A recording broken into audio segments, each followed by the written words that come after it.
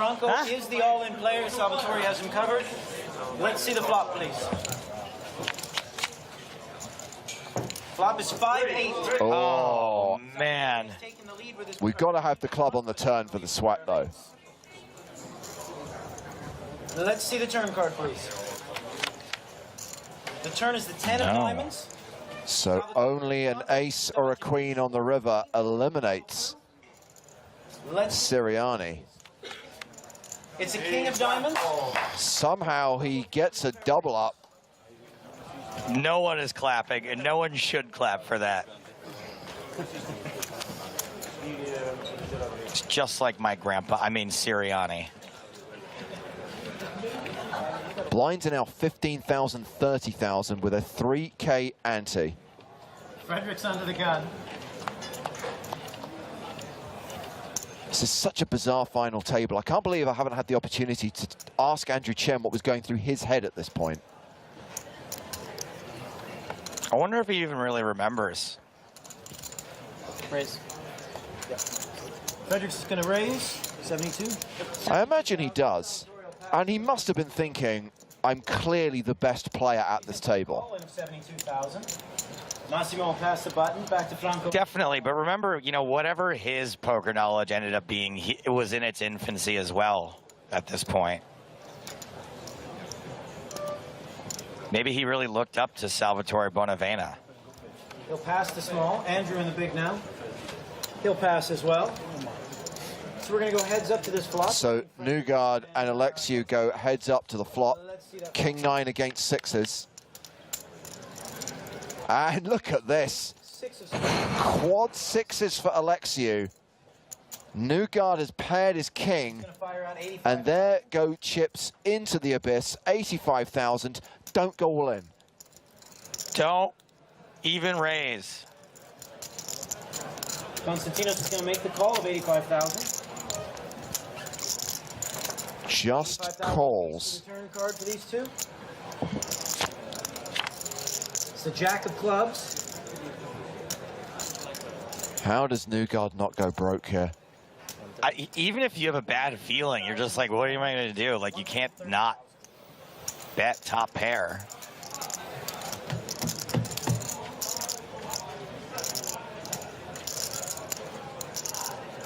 Oh, Konstantinos. Call. The announcement from Konstantinos.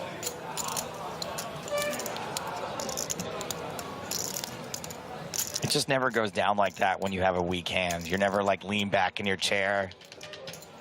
Call. It's just not. 130,000 apiece for the river card. Let's see if it was worth it. It's not realistic. River's the deuce of diamonds. I think it goes check, check here sometimes, James. He's going to check to place. Sorry, go ahead. Can I just take this? Konstantinos. Did he ask permission to bet? He's going to bet 200,000. Bless his heart. Frederick makes a call. 200,000 snap called by Newgard. Alexiou could have gone so much bigger on the river. He's adorable. Another pot, and Newgard is left with crumbs. So much so that we rejoin the action with just 4 players because Newgard got schlooged in the ad break. Oh no, Newgard. Sorry, 5 players, 5-handed now. Newgard cashing out for 130,000 euros in 6th place. Freddie.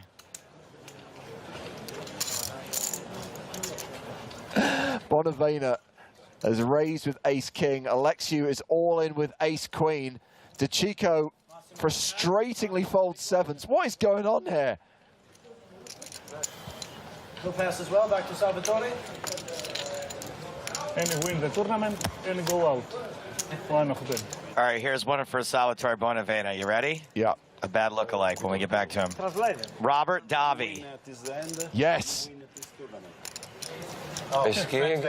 Ace king. It's a great bad lookalike. You kind of shouldn't. You have say an ace that king? kind of thing too. I mean, I don't care. But Yeah, it's the same. Special Agent I think Johnson. that we have ace king. It's Cool. half the What? time they do it, half the time they don't. I have you know, Constantine turning his hand. For, Is he trying to tell him that he has one hand worse than ace king? Face up or something like at this point. Can't. He can't. One round. It's,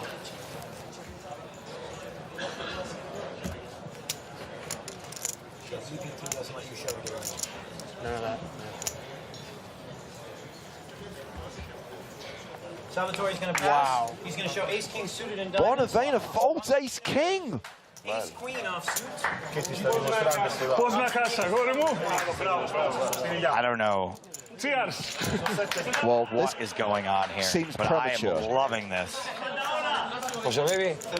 Now the drinks have arrived. So Alexiou, monster chip leader, and increases that chip lead. Notice how Andrew Chen has chipped up as well to more than 2 million. And we've lost Francesco Siriani as well. Fifth place finisher for 166,000 euros, eliminated by Andrew Chen. EPT Prague. And then some more hands are played. And Andrew Chen is now dominant chip leader with more than 3 million. Alexiou now second in chips. Cut to major things happening. Blinds Had happened. now 25,000, 50,000. And Bonavena is all in with ace queen. Constantinos announces call. Massimo folds the small. This final table is fantastic. He really reluctantly folds the big.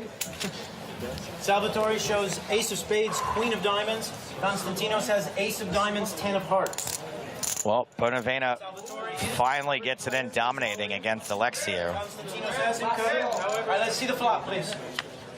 Finally doesn't fold the best hand to Alexiou. Hearts, Yeah. ace of spade, 5 of hearts. Constantinos is the only player with a heart in his hand. Here's the jack of spades. Just has to fade the 10. Let's see the river, please. Double up for Bonavena.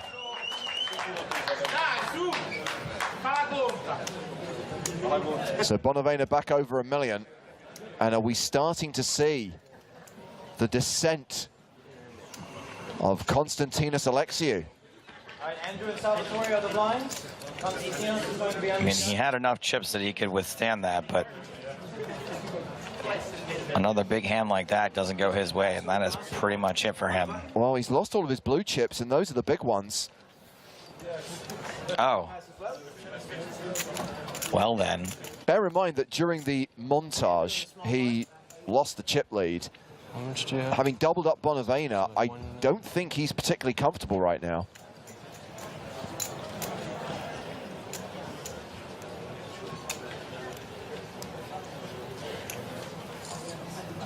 No, Oli. Andrew's going to raise. I know più Oli. Ah. Succede adesso. Too much. Andrew's going to raise to 130,000. Just a raise. Raises small to big. I'm all in. Call. Bonavena all in with ace-5, called by Chen. Andrew's got 2 black kings. Andrew snap calls before we even have a chance to animate the cards. 2 million in the middle. Andrew looks like he's lost his hand already. Salvatore's opening this for roughly $1 million in chips. Why does he have such a defeated look on his face? He's a huge favorite. He knows the adage, always an ace on the desk. Oh, man. Oh, man. Turn is an 8 of diamonds. Salvatore now just needs to dodge either of the remaining kings, and he's going to double through. River card, please. 2 big double-ups in a row for Salvatore Bonavena, and he's now the chip leader. Παραλίγο να πω εγώ all in τώρα, αλλά ήμουν να κάνω ψυχολογία με 9-3. So Andrew had 3 million when we started that little bit. Just got doubled through for $1 million. Bonavena definitely has the advantage over him. It's close, but Bonavena's in front right now. King, queen off. He announces raise from the button.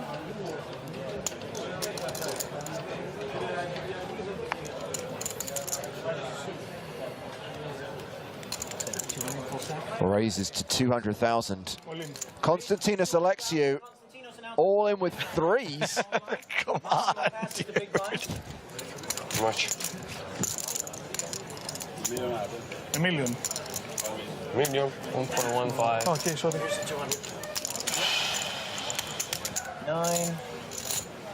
945 more. 945,000 more is the raise. This guy is real good at pre-flop poker. Da aggiungere ancora. Bonavena has folded so many big hands to Alexiou. This is one there's a stronger argument for folding than some of the others, but this time he calls, and they are flipping. Well, this time Bonavena is not calling all in. It's Alexiou who's the player at risk, and he needs to win this flip. Like 3 doors down versus 3-6 Mafia. Flop is Three's holding. diamonds.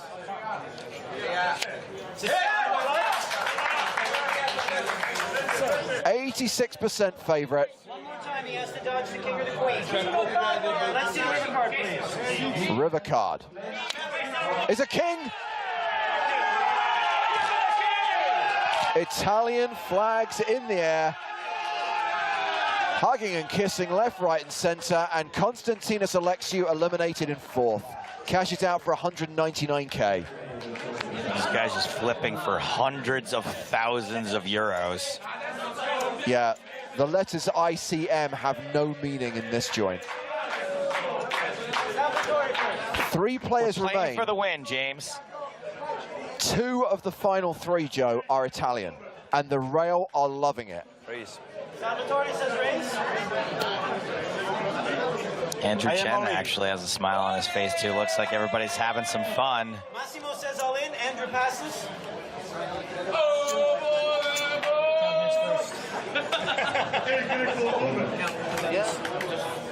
That's, I know. We got to know what that raise is first. Salvatore makes. Why not? Bonavena opens on the button. DeCicco moves all in. Bonavena calls, and we're off to the races one more time. Like the happening Massimo is the all-in player. versus the day the earth stood still. One of these two terrible things from 2008 has a slight mathematical advantage. Flop is DeCicco pairs his ace.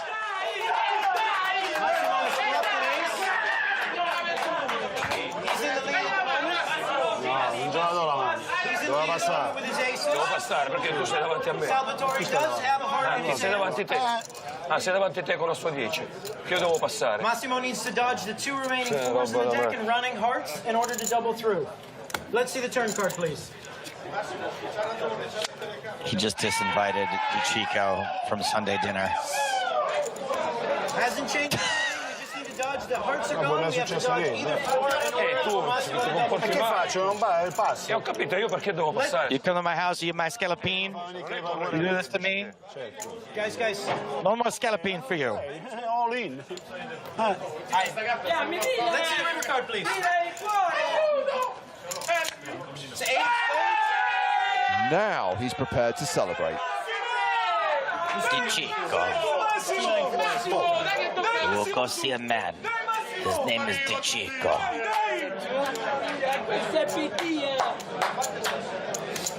Give him 6 back.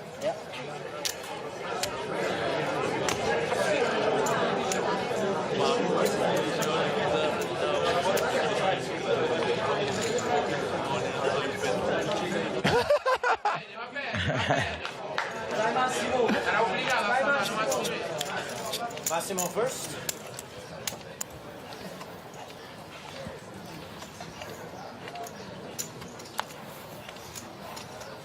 So round to Andrew Chen in the small blind, who's got Queen 7.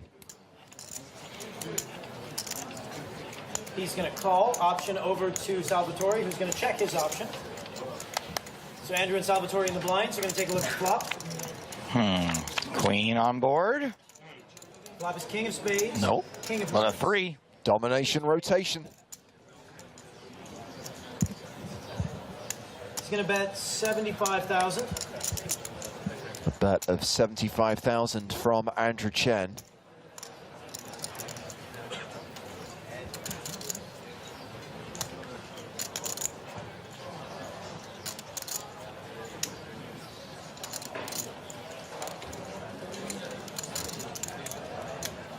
Salvatore's going to call 75,000. Bonavena calls. Right, so for 75,000 apiece, let's see the turn. It's the ace of hearts, ace, king, king, 3, 2 hearts, 2 spades. Andrew's first. 3 could be counterfeited at this point.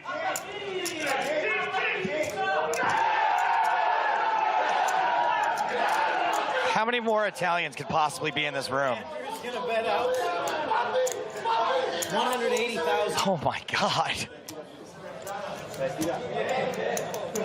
Should we look up who was winning the high roller at the same time? There wouldn't have been a high roller in Prague. Oh, it's definitely a 1K then, right? Maybe a 500. The 200 euro nightly. Yeah. So this hand going to the river. 180,000 apiece. Let's Bonavena, big favorite. 8 of hearts. Board bricks out for Andrew Chen, but he's not going to stop firing.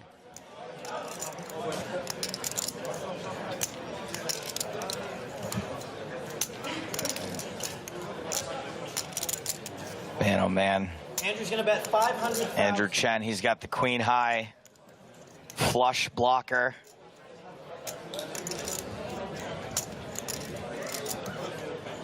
Bonavena with just a 3. I mean, really kind of unlucky to run into a 3 here.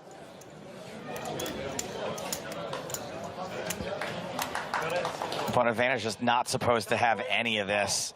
Wow. Andrew says nice. Oh, look at that. Called you with a 3, and I'm right.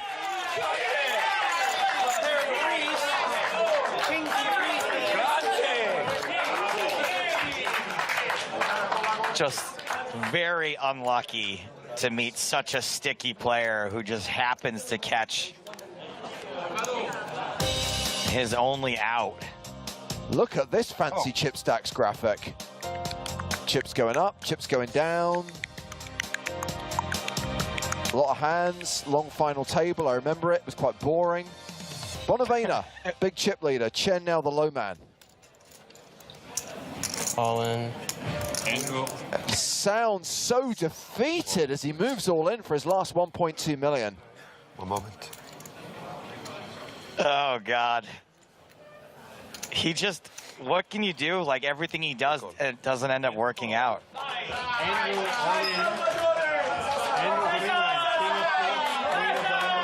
I wonder if he's as tilted as he looks. 6 of hearts. Andrew is the replay of Let's see the flop. People not being very kind to Bonavena in chat. And the flop comes. 3, 7, 5, 2 hearts. No help for Andrew. Andrew needs a king or a queen. Must Andrew be drawing dead on the turn with the 4? Is it 4? Yeah. That's a 4 of hearts at least. Oh no, that's no good. That's Bonavena. He's dead on the turn. Right. They could chop. They could still chop. Andrew's like, excuse me, yes, I have 3 outs to a chop, thank you. Andrew Chen out in 3rd place, 257,000 euros. And this was a huge moment. Bear in mind, there has not been an Italian winner on the EPT so far, Joe. And the final 2 players are both Italian. So we are guaranteed our first Italian champion. Will it be Salvatore Bonavena or Massimo De Chico? Right now it's Bonavena with the massive chip advantage. 4.3 million near enough, playing 1.4 million. Now, James, I realize you probably didn't think this at the time because everyone's poker knowledge was relatively limited. In retrospect, watching this, do you think that there's still somehow a chance that there won't be an Italian winner? I tell you who wasn't winning, and that was the audience. The live stream audience. Oh, yeah.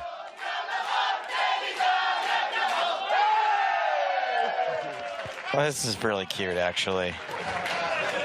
I mean, what a huge moment, though, for the Italian fans, for the Italian audience, and for Italian poker. And Spain is still going to have to wait another 7 years.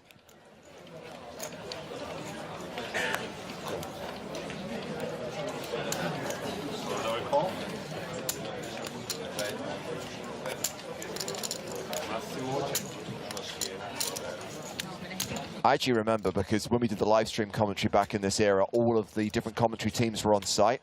I mean, the Italian team were just almost in tears. They were so emotional about the fact they were finally going to have a winner. That's very sweet. I just wanted to go to bed. Lo and behold, the Italian flops best. 2 pair against top pair. Maximum bet. 125.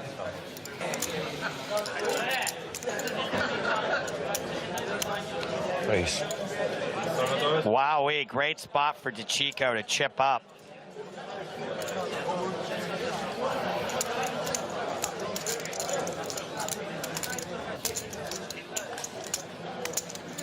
That's a good question from Tag. Now there's only Italian players left. Are they allowed to speak Italian to each other? No. Not during the hand. And call. Call. Massimo all in. So yes, this looks like a double up for DeChico. You got 2 pairs, 10s and deuces, and queen 10 with the hand for Salvador. Massimo in the lead with 2 pairs, 10s and deuces. Let's see the river card. It's a 5 and he doubles up. DeChico, Up. 2.8 million now.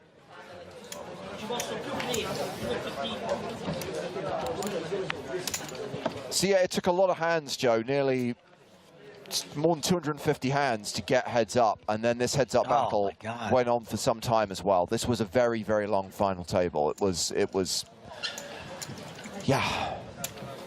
Raise. Massimo's going to raise. You do a good job of not complaining about these. Like, I don't have to hear a lot of war stories. I've heard about Copenhagen, but this one flies under the radar. This feels long even on TV. Yeah.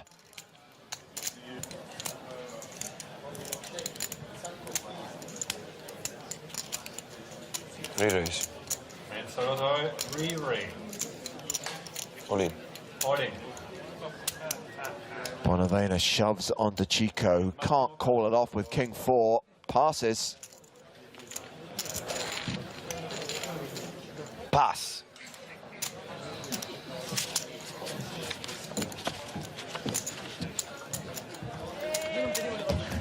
You wave that flag. You've earned it. 2.3 million. Who's going to be covered in that flag? Who's going to be jumping up and down with their rail? Raise. 8-7 of diamonds for Bonavena. Raises. Who's going to celebrate tonight with a big bowl of scallopine? Ace for DeChico, and he calls. Let's have a flop.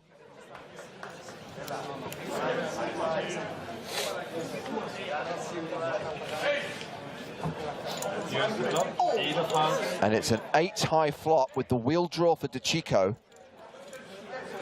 All hearts, maybe an action killer? Nope. DeChico shoves with his straight draw. Bonavena calls with top pair, and this could decide it. If Bonavena's hand holds, and it will do 72% of the time, we have a winner.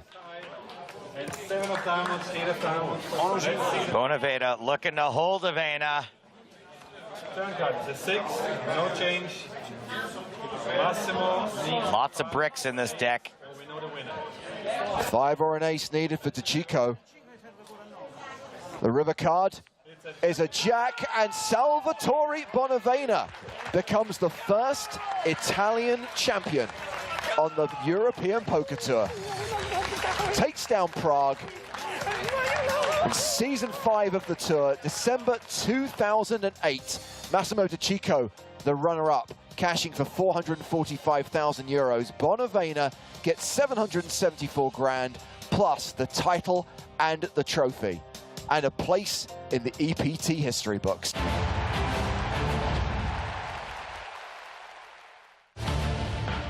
Fast forward to 2022, we find ourselves back in Prague with the PokerStars European Poker Tour in day 3 of this year's main event from Kings Casino at the Hilton Prague. James Hartigan, Nick Walsh. Hello, hello. And back inside with a new lineup at the feature table as the players return from dinner break. Them so they can read them. And also please push the chips and cards just a bit forward so I can reach them as well. Thank you. Comply. So yes, finally, it's taken a while, but we are putting Tonka where he belongs, on the main stage. Parker Talbot among the players at our new feature table, along with another Canadian hero, Nick, Tim Adams. Let's go. Yes. Poker action on the way, ladies and gentlemen. Strap in. It's going to be a wild ride. Obviously, Tim Adams has had a lot of success in high rollers and super high rollers. Came second in the first ever EPT Online main event back in 2020. Parker, of course, made the final table of Prague in 2018, the year it was not streamed. 7 pounds. Just to confirm as well, James, we had an EPT Online back-to-back champion, didn't we? We did indeed. 2 in a row. Can you believe it? I can, because it happened. So we're coming back with a 15K big blind. We've had an under-the-gun raise from Tonka with 5-4 suited. Tim Adams is in the cutoff with ace-king. I think we know where this is going, you guys. I think it might be time for a 3-bet. 10. Raise 85,000.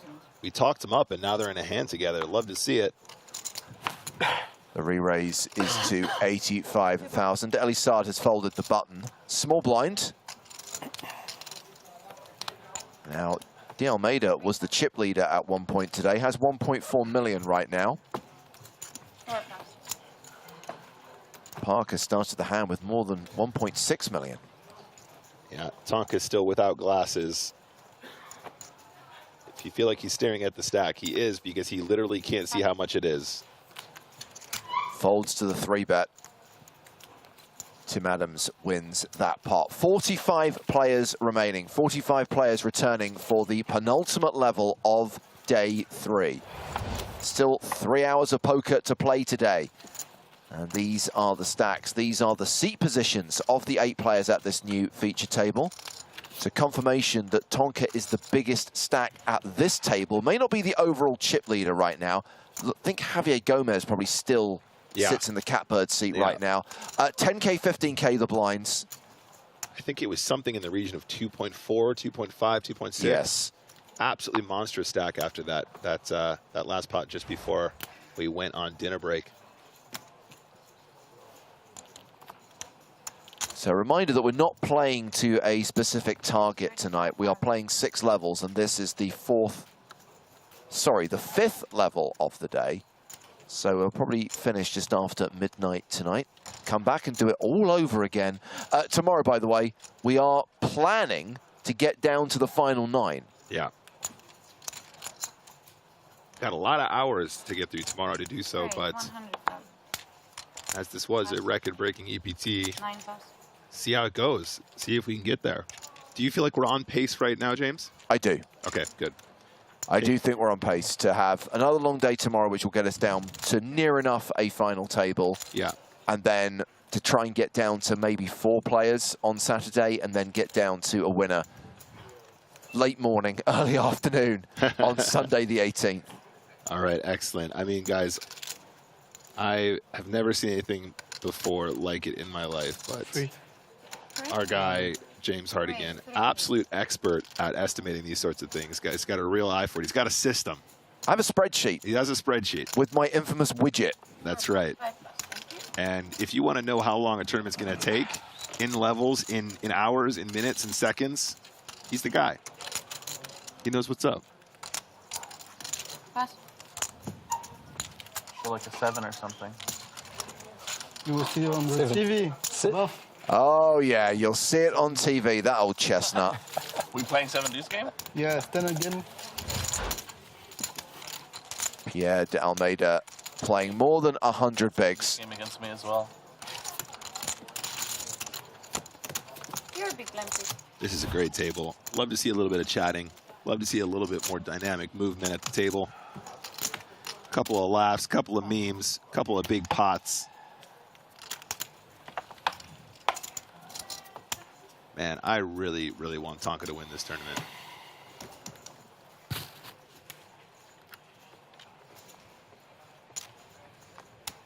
And Connor in second.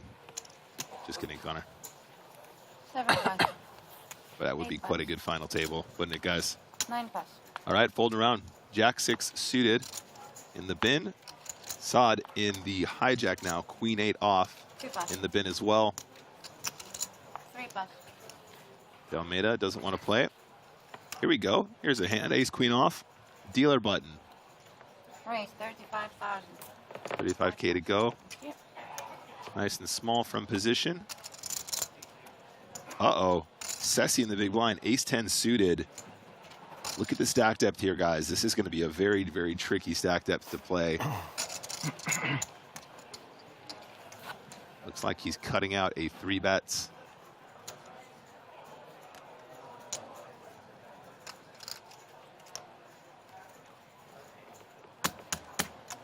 Dana wants to know, did Nick do the giveaway yet? First of all, it wasn't a giveaway. Second of all, I should highlight this was a personal competition that I was running for my personal fans and in no way associated with PokerStars. Third of all, I haven't looked through all the submissions, so you guys have to, I'm going to look out through the submissions when I'm actually off stream and I'll decide who's going to get the prize. Fear not, it's on the way. I have 2 favorites so far though, so. We're all in. Oh, keep an eye out. Ace queen all in. And Ceci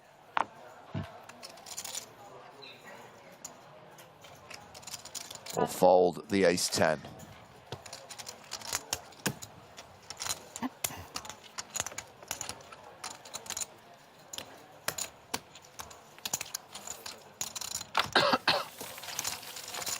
Good tables.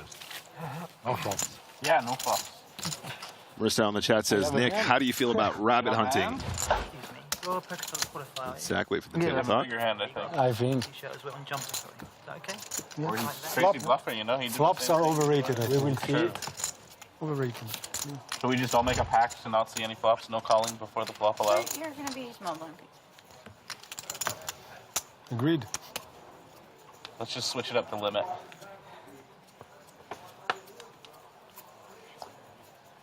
All right, how do I feel about rabbit hunting? I think it's a waste of time. I don't see the point. Wonder what's the most runner, like limit hold'em. If you, how about this for a rule? You can rabbit hunt if you tip the dealer a set amount. There has to be a minimum tip that you give to the dealer in order to see the turn and or river. And everyone has to be in agreement. Then it's probably okay. Otherwise, I think it's a waste of time, honestly. 2 plus. Tim Adams has opened with 6s. 3 plus. What is Ellie Sard doing? 5 plus. Yep.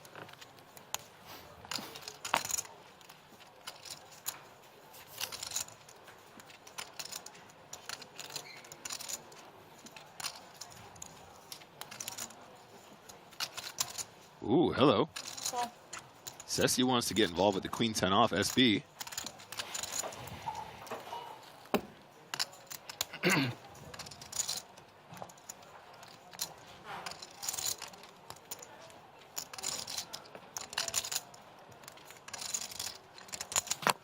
And we have a flop. Huzzah! We like flops. That's 3 cards, right? It's exciting. Very exciting. That flop is ace 9-4. I mean, I'm very happy we have a flop, Nick. Slightly disappointed that literally no one has connected with it. Yeah, these are the spots we actually love to see because Tim Adams is just a sincerely incredible poker mind. And these are tough spots. These are tricky spots to navigate. But if you can get into the mind of a player such as Tim Adams, see behind the curtain, so to speak, watch what he does because it's usually the right thing to do. Bet 35,000. He's going to continue 35,000 into 120, nice and small. Again, I really like this this flop sizing in multi-way pots. We were just talking about this just before the last break. I don't think you need to size your bets the same as if this was a heads-up pot where you might be going closer to 1/3 or something of that ilk. I think you get the same kind of response with a smaller sizing there and risking less when there is more things that can change with players to act behind you. 655K for Tim Adams, just over 40 big blinds.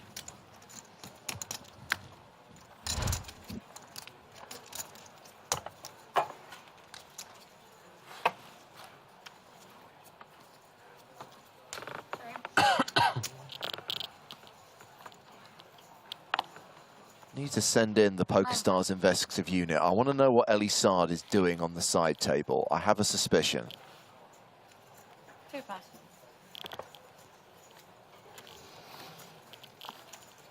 It looks as though he's tapping on a device of some sort.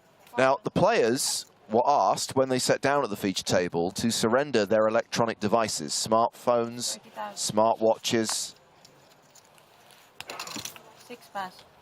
7 pass.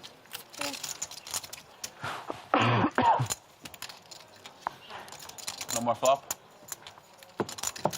Rules are rules. Okay, so Elie Saad did actually hand a phone in, but it seems that he has a second phone, which he's currently using at the feature table. Yeah, openly as well. And I'm going to say that's not on. And understandably, it has been spotted, and that phone is now being confiscated. Yeah, quite right. That's not game. That's not cool. I mean, when you're asked as well, can you hand over your phone? I don't think having a second one is excusable, really. You just kind of go. I think I understand you guys don't want me to have a phone. It's not okay for me just to have a second phone. Not in the spirit of the game, Saad. Raise 35,000. Hello. Pocket tens here for De Almeida.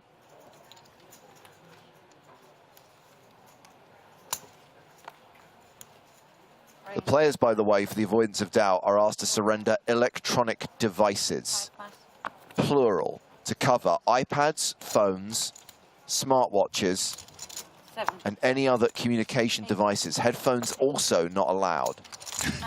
This is when he whips out his BlackBerry and goes, "Oh, I didn't think BlackBerries counted." Well, they quite frankly don't. Do they still work?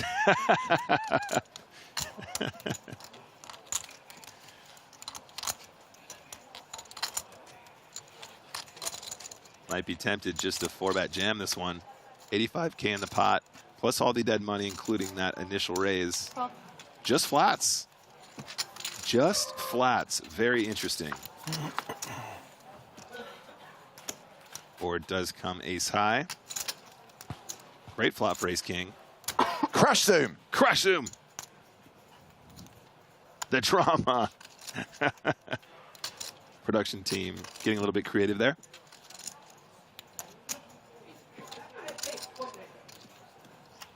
Check.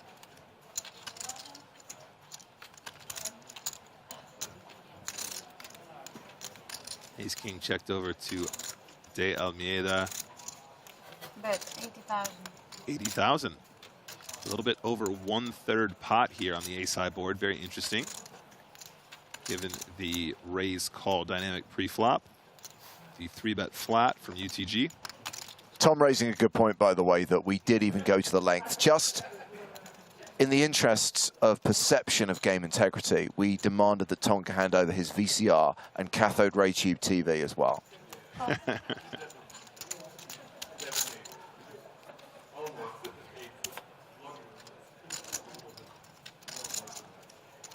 Saad now better than a 9-1 favorite.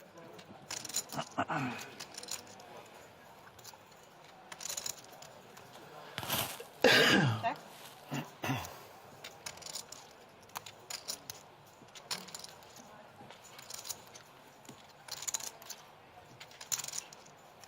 Pocket tens now with a fair few outs, including, of course, that rivered set. Check. Is it coming in ocho or a 10? It's an ocho. 7, 8, 9, 10 jack, the straight for De Almeida. Of course, any single 10 is a straight on this board. So with about pot behind, I think De Almeida just puts him in here, right? He's got exactly pot behind him. I don't think an all in here is outside the realms of possibility, and why not? You just go for all of it and hope that he's got ace king, ace jack, pocket aces, pocket jacks. Any of that will do. He's all in. Bet 200. All in to call. Nope, 200K. Not quite all in. I don't know, James. It's one of those spots like, I feel like the 3-bet can be plenty of 10x. It's not crazy for him just to have a random 10 here. Not at all. Not even a little bit. Plus, of course, the hearts are there too. I mean, does make the call. Saad finds the call and wins a not insignificant pot, 770,000. He's going to add 365K to his stack. James, I've said it before, I'll say it again. This is why poker is not profitable for good players. Thank you, chat. I know you'll support me in this.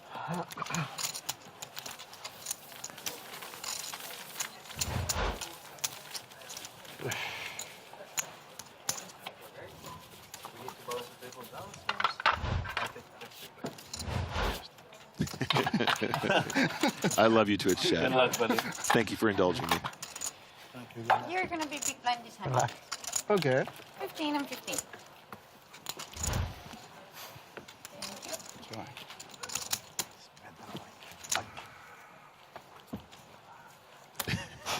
Big Deal O'Neill does. Big Deal O'Neill says, Nick said it before and he'll say it again. He's like, get me the fuck out of here. So Saad has just been balanced off the feature table. Oh dear. 4 5. Maybe he was just by nervous. the way, C2 is gone, yeah? TV tab. Sorry? No. Okay. She's talking shit about you. With my Do you think? Yeah. imaginary friend. For sure. 30K pass. Ace pass. What's his name? Blue. Blue. There you go.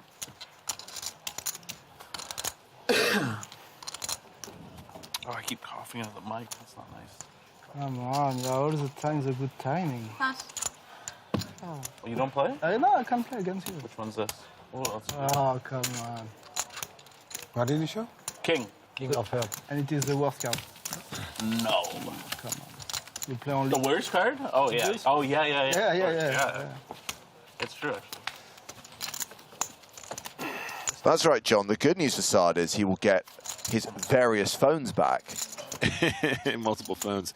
I don't know, if I took a beat like that, I feel like maybe coming off the table isn't really a penalty as much as a bit of a blessing, right? You're like, I don't want to be here anymore. I'm just going to go. I'm going to go see if I can get a double where people don't have to watch what's going on. I imagine he'll receive a friendly reminder to comply with the rules of the game in future. I don't think it requires anything more than that. Yeah, I think so too.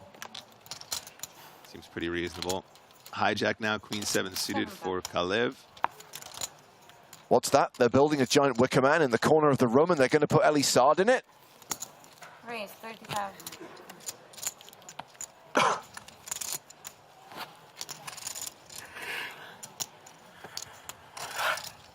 Pass.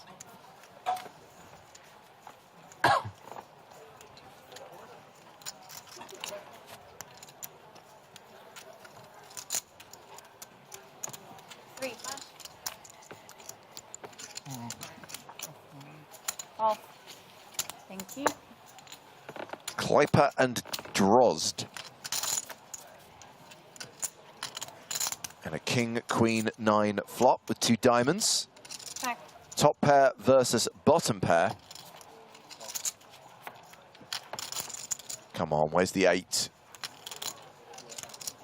The ace probably enough to merit another check from the king 8. Seems good. You don't want to be betting into an ace jack here, an ace 10 here, an ace 5 suited here. Bet 35,000.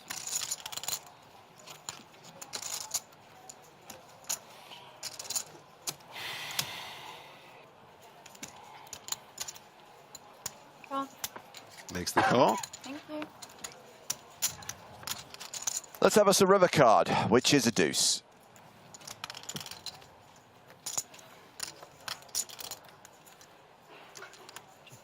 Check. Check. Showdown, please. 8-9 has showdown, both check. And king 8 will take this pot down, 155K.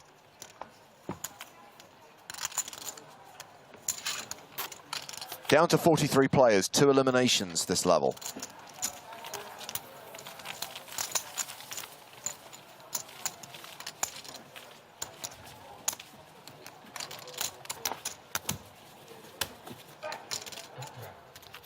All right, Nicholas. Hazami has an actual strategy question for you. Okay, I'm ready. Just kind of pointing out that it was written in capital letters. How many big blinds do you think you need to effectively set mine in a 3 to 4-way pot with a small pair like threes? That's an excellent question, and actually you've hit on the important topics there. So first of all, technically speaking, you're only going to flop a set like 1 in 7 times, something like that, about 14% of the time, something like that. So you do want a decent number of big blinds effectively if you're going to call. And effectively, I mean in the sense that the effective stack depth should be greater than at least sort of 10x. The more the better, because it's a hand where you want to win a lot when you hit something that happens very infrequently. The more players in the pot, the more likely you are to get paid when you hit your set, so that's of benefit. However, flatting with a pair like pocket threes with lots of players to act behind you when you're shallow is usually a mistake, because the action behind you can force you to fold more frequently, which means you don't see a flop. You're investing chips that you're forced to fold a little bit too often.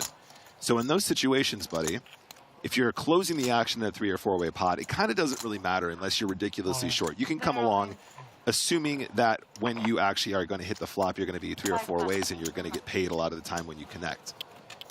But if you are early on, you probably should be folding the threes the shallower you get. There are other factors that come into it as well. Obviously, ICM might be a consideration if you're on the final table too, but it's there's no easy way to answer that specifically, really, because, again, it really depends on your position, and that will greatly impact the number of effective big blinds that are required to make the call. So we had an open here from De Almeida on the button with ace-8. Drojd has decided to move all in from the small blind, which gets a fold from De Almeida. The big all-in. I start to call you the all-in man. I bet all-in all the time. Elliot the Ninja picking up on some Harrington here. He's absolutely right. Harrington suggests that you should have at least 25 big blinds to make set mining worth it. I think it depends on what context, though, I should say as well, Ellie. So I should also say that if you're going to play, if you're playing cash games, it's much, much more important that you have a lot of big blinds behind it in order to make that profitable. In tournament poker, we can take some more risks, obviously, because we are forced to accumulate chips as the blinds increase. So it is slightly different depending on the actual format that you're playing to. I'm not saying that I think 10 big blinds behind is enough. Really, what I'm saying is that it needs to be a considerable number over the amount that you would expect to hit on average in order to make it profitable, because you're not always going to get paid when you do hit. So, you know, having 20 big blinds behind or something like that might be good. Well, I have to say, Nick, I'm with Tony Rose 11, who says that was way too in-depth. Just smash the call button and pray. Absolutely. Yep. Man after my own heart, Tony. Tony, you're not wrong, buddy. There's nothing wrong with that either.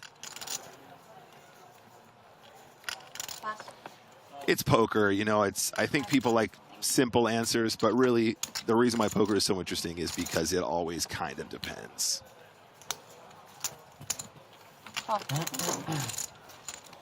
Bino says, just managed to take down the mini EPT 8 game. Time to luck box a Paris main event seat now. Good luck to you, Bino. Let us know how you got on in the satellite, and congratulations for winning that 8 game. That was the first of today's mini EPT Prague online tournaments. 3 more tomorrow. Paris satellite tickets added to the prize pool of every single one.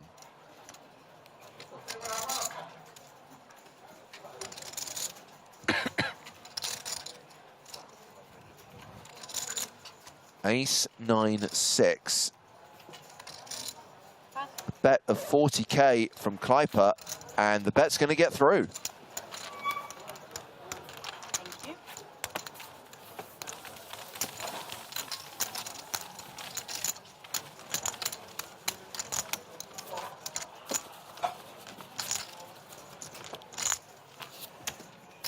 Ori Kleiper, watching on YouTube, says it makes me nervous to watch my dad. Ha ha ha ha ha.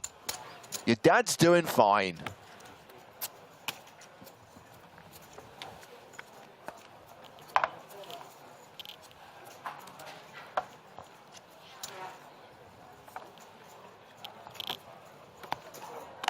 Eight pass, 9 pass.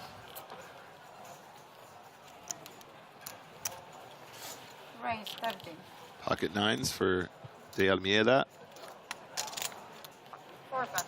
Gonna open up this pot for 30k.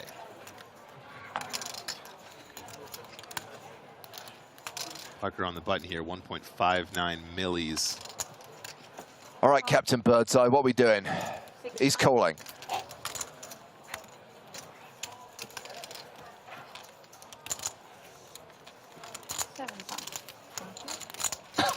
And we are going heads up to the flop. Oh, I don't care. Oh, that's yours. That's yours there. King 8-5, top pair for Tonka. A little bit of fighting talk there from Dale Mieda.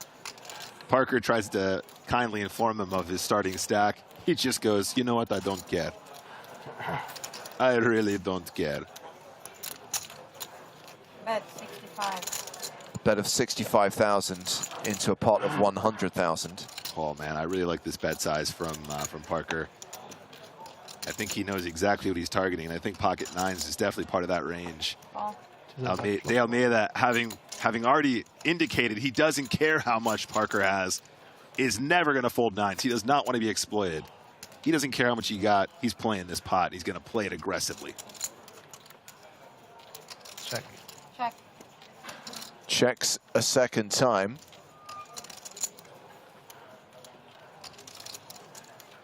$230K in the middle. What's the size, Parker?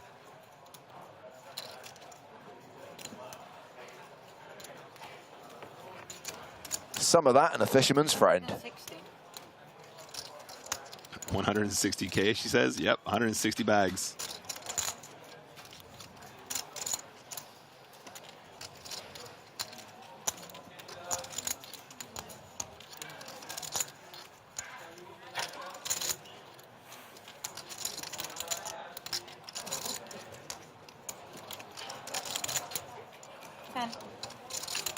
Call.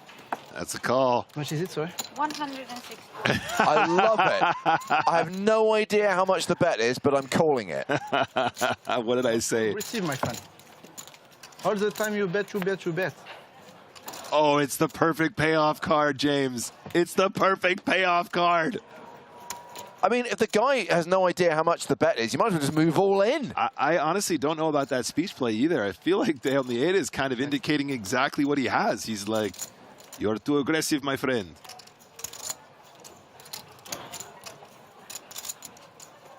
I mean, go for maximum value. Yeah, you just call first, ask how much you've lost later. You absolutely punish this river. Parker might even slight overbet this one. He might even go for like 600K here. Yeah, overbet. Not good. 10. Definite overbet time. 275. Bet. All right, he goes closer to half pot. 275K. Of course, there is the prospect that D'Almeida does something other than call, and maybe D'Almeida blasts off here. Wow.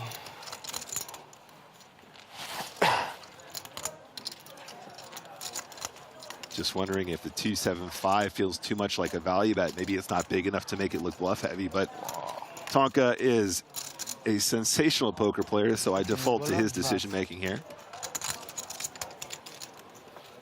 Call. Makes the call. Shows him the good news. How can you be lucky on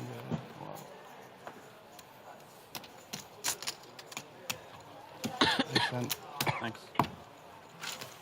Parker stacks it up. That is a huge pot for Tonka. Let's go, Team Tonka. Up to 2.16 million, closing in on the 150 big blind mark. What's river? Wow.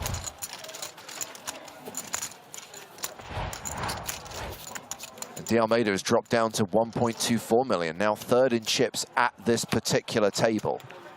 Seven-handed right now on the main stage, 43 players remaining from 1,267 total entries in this record-breaking EPT Prague main event. Ellie the Ninja is predicting Tonka for another Prague final table. 2 times in 4 years. Won't be bad. I'm so down for that. 3 pass. Dale Mieda seems kind of shook up. 4 pass. Not happy with how that hand went down. Parker straight back in there, coming from the cutoff, queen 10 off.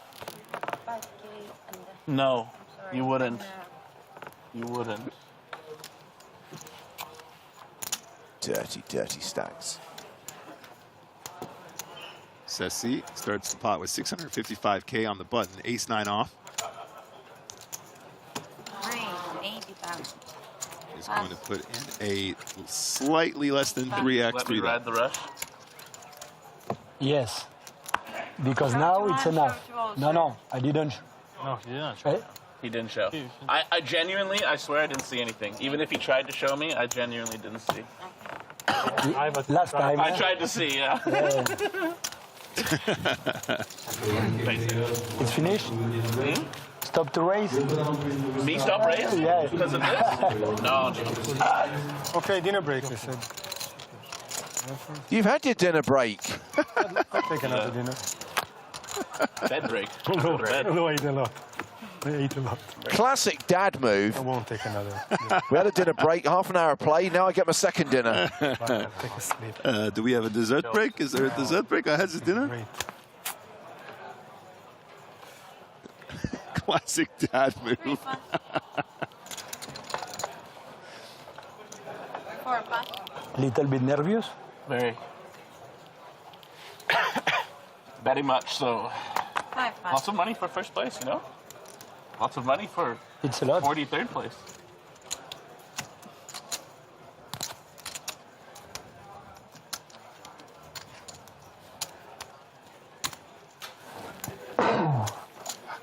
Great, 35. 7 pass.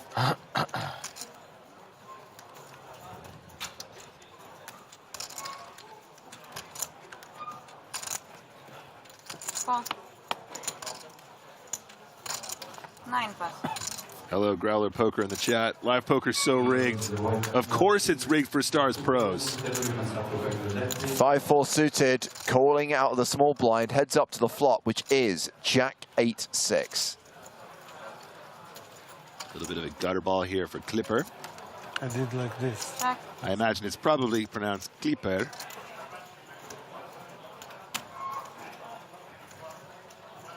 Ceci obviously in position though.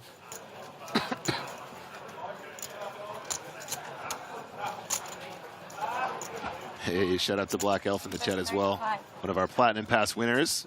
Be seeing you very shortly, sir. Bet and a call. Check. Oh, 9 of diamonds doesn't actually improve Clipper's hand here. However, it very likely will slow down Ceci's action here. Does he have a second bullet is the question. Nope, 2 checks as expected, and the 7 on the river will change it. Clipper now with 4, the straight. 5, 6, 7, 8, 9. Bonus points for the extra card in the straight. Absolutely, yeah.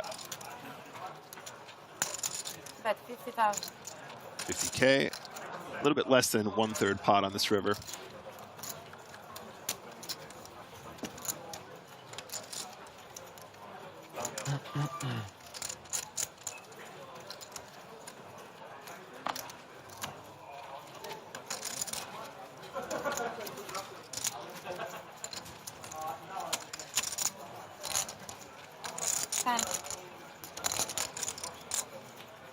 Pass. Yeah, I think you're losing to a whole lot of stuff there. Feels good just letting the ace-queen go. Don't mind the c-bet on the flop. That also seems legit. On to the next one.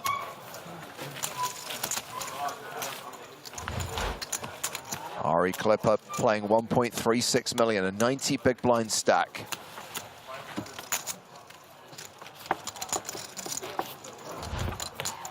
I think that's a fair point. The 6 card straight at least warrants a bonus snack. If he's not getting another dinner, there's got to be something.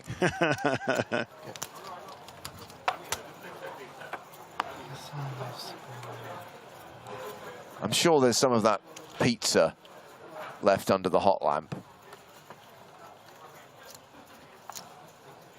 4 pass, 5 pass.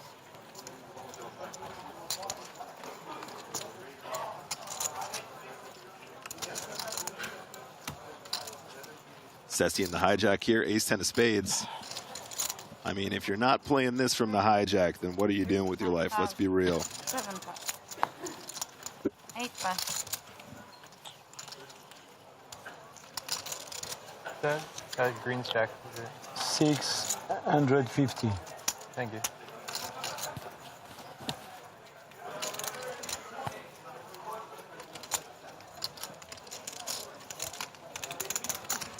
Timothy Adams has the dominating hand here, ace-jack.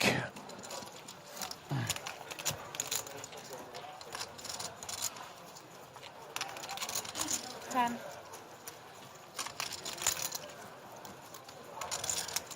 $115. Raise 115. And he is 3-betting from the small. 115. Makes it 115,000. Gets a fold from De Almeida in the big blind. Action back on Ceci.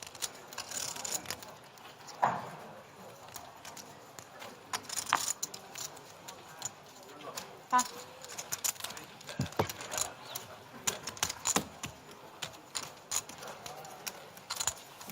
Tim Adams' re-raise gets through.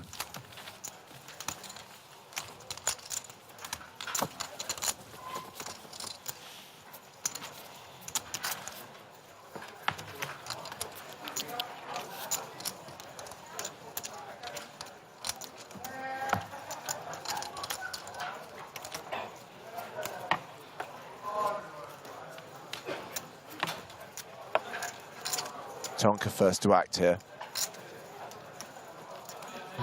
Ace queen off seems good. UTG, the earliest of positions at this table, but still obviously a combo you're going to be putting into your range here a lot of the time.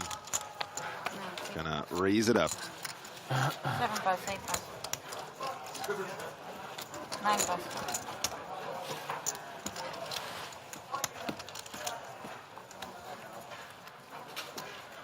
3 plus. 4 plus. Most philosophical question of the day comes from Duthie on Twitch. What do we get on PokerStars watching by watching the stream? I'll tell you what, you get this one for free, buddy. You're banned. The bans come free.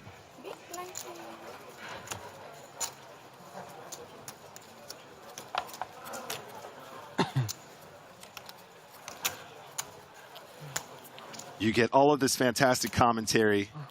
You get all of this brilliant information coming from some of the greatest poker minds on the planet live on your camera, played hand for hand, cards up, all the way to the thrilling final, playing for 1 million euros up top. What more do you want, sir? What more? Wait, 30, 8 plus. 9 plus.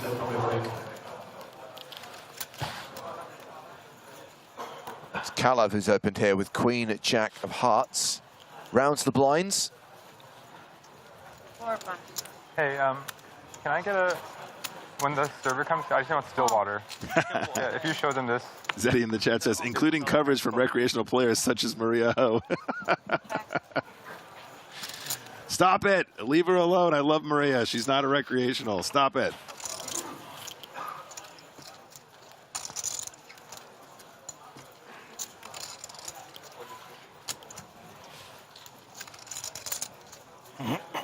Yeah, you do also get to listen to the dulcet tones of James Hardigan. That's also true. Well, Tonka defended his big blind with 3s, folds to the c-bet from Kalev. Seems good. Meanwhile, we've seen a couple of bust outs from the outer tables, taking us down to 41 players now. Peter Kalev comfortably playing a 62 big blind stack. Yeah. The average has got to be very significant at this point, James, right? We're still playing some very deep stack poker on average. Yeah, I mean, I can't do off the top of my head. I know that when we came back from dinner, we were at a 55 big blind average, and obviously the blinds haven't gone up, but we've lost 4 players. So, yeah. Yep. It's going to be around the 60 to 65 big blind mark. That is deep. Yep, sounds about right. We've traveled very far to get to the 41 players, but obviously the pace of play now going to start slowing up as we're getting to the final, those ultimate luxury blind levels. Lots and lots of play, plenty of opportunity to navigate your way around these 50, 60 big blind average stacks. As we see Tim Adams raising the 7s from the hijack, Almeida 8-9 suited in the cutoff. Did seem a little bit frustrated by the pot that he played against Tonka just now. Had to call with 9s on the paired king river. Tonka did very well to win a significant pot there. Kevin in the chat asked, Nick, what are they playing down to today? We're not playing down to any particular number. That's not important. We're playing through all the levels that we want to today. In fact, I believe we have one more level after this. We do, yes. One more level after this one is over, and that will be the end of the day, whenever that comes. We have no targets, simply the number of levels that we wish to get through, and we will proceed thereafter. Check.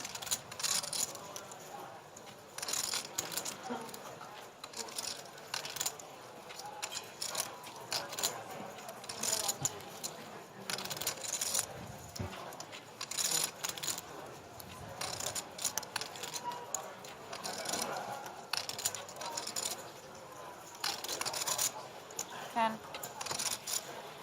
45. Bet. Eight's still good here. Seven's also an overpair to the board, and Tim Adams betting 45,000. Meanwhile, guess whose ears were burning, Nick? He heard the banhammer was coming down on Twitch. Joe Stapleton couldn't wait to be part of the action. Unlike Thor's hammer, it can be wielded by literally anyone. You don't have to be worthy in the slightest. I was taller. I mean, not literally anyone.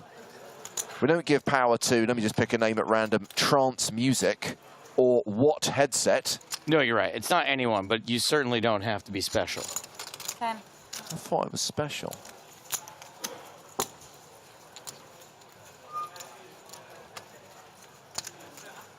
Ceci raises, Adams calls, this hand going to the turn.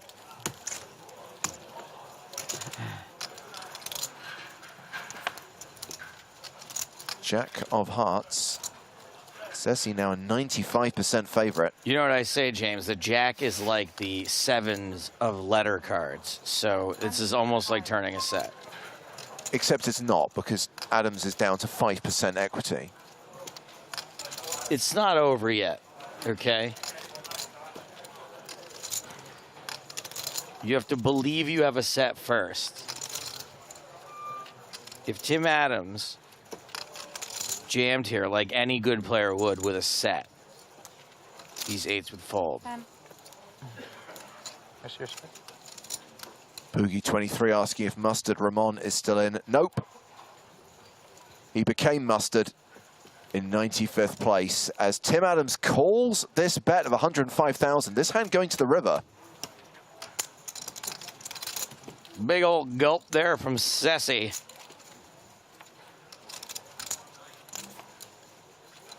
Eight still good.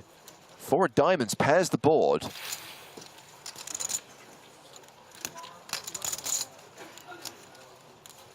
Check.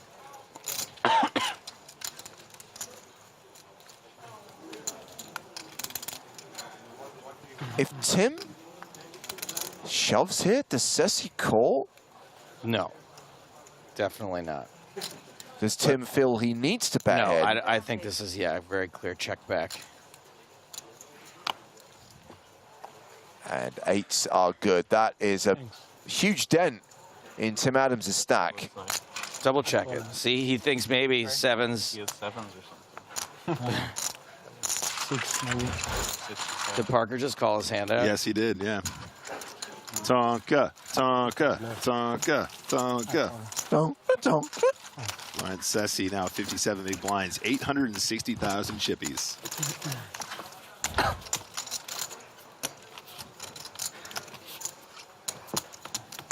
Now, normally I would ignore a comment like this. I love when you say stuff like that, Joe. So someone just asked, is Tonka wearing makeup? And I would typically ignore a comment like that. But Tonka tweeted that his mother told him to go out and get some makeup to cover the bags under his eyes. And now I'm wondering, is Tonka wearing makeup? Tonka, your skin is glowing. It looks radiant. Are you doing something different? Did she also suggest lipstick and eyeliner? 3 plus. We need a nice big close-up of Tonka. I mean, maybe a bit of powder. It does look like there's some powder. I mean, he has also slept since last night, guys. Let's not forget that. I assume he did at least. I know he was really tired yesterday. Was looking quite tired at the table. I guess it's not really anybody's business if he is.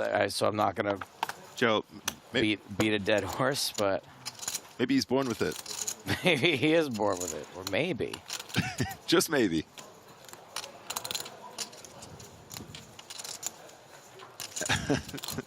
Summer, no, that is not Javi at the table. That's a real needle towards Javi, so let's not go there.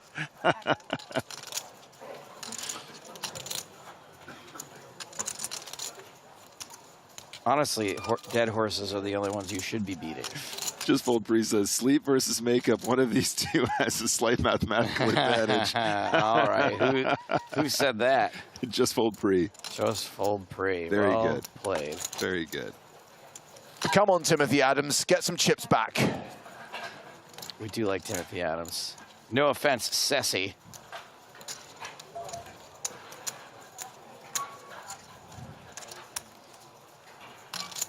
Good job, chat. Man, chat's really on point today. I love you guys. Well done. You guys are chatting up a storm today.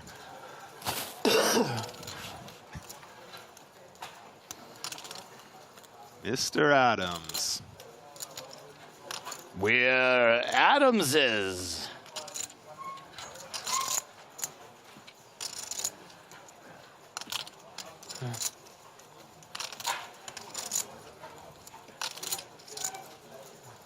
We're going to take action against that guy, Joe. You've got to take action against the guy who asked the original question.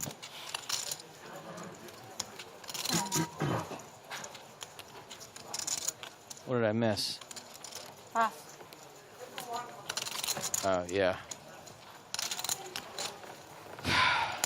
Yeah, I'm not even banning it for inappropriateness. It's just not funny. It's not funny. It's just not. It's just lame.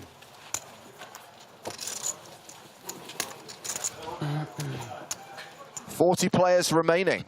That means down to the final 5 tables. Halfway through the penultimate level of the day. The last EPT of 2022.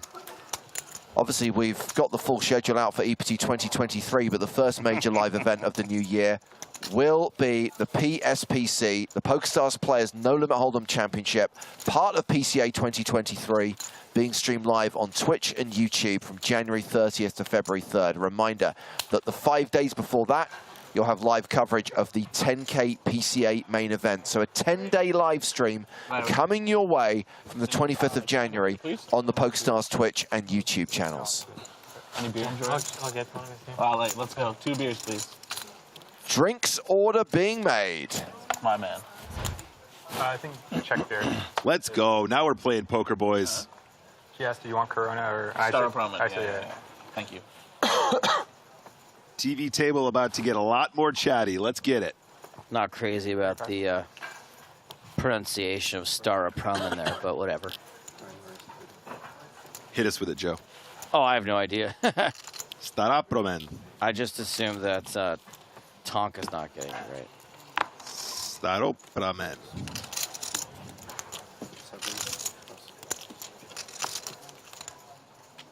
Timothy Adams starting it off with ace-10 suited.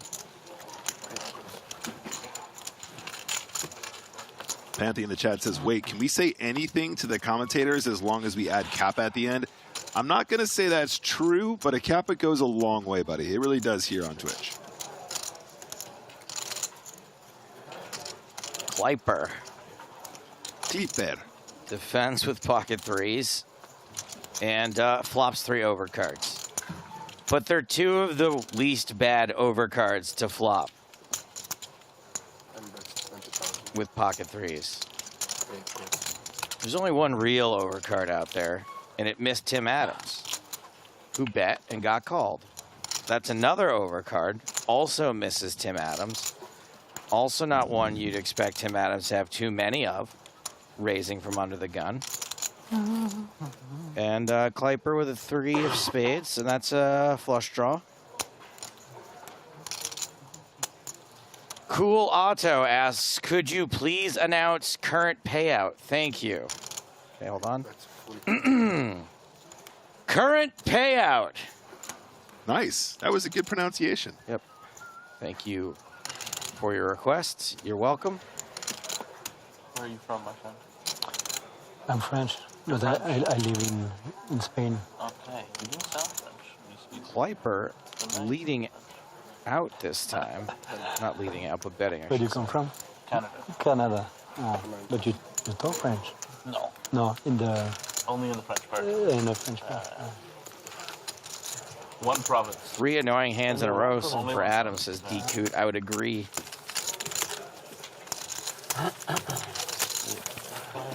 Yeah, a couple tough ones there for Tim. Welcome. Hello. New boss. You trade small stack for small stack. Soon to not be small stack. Last time I said that to someone, I doubled them up right away.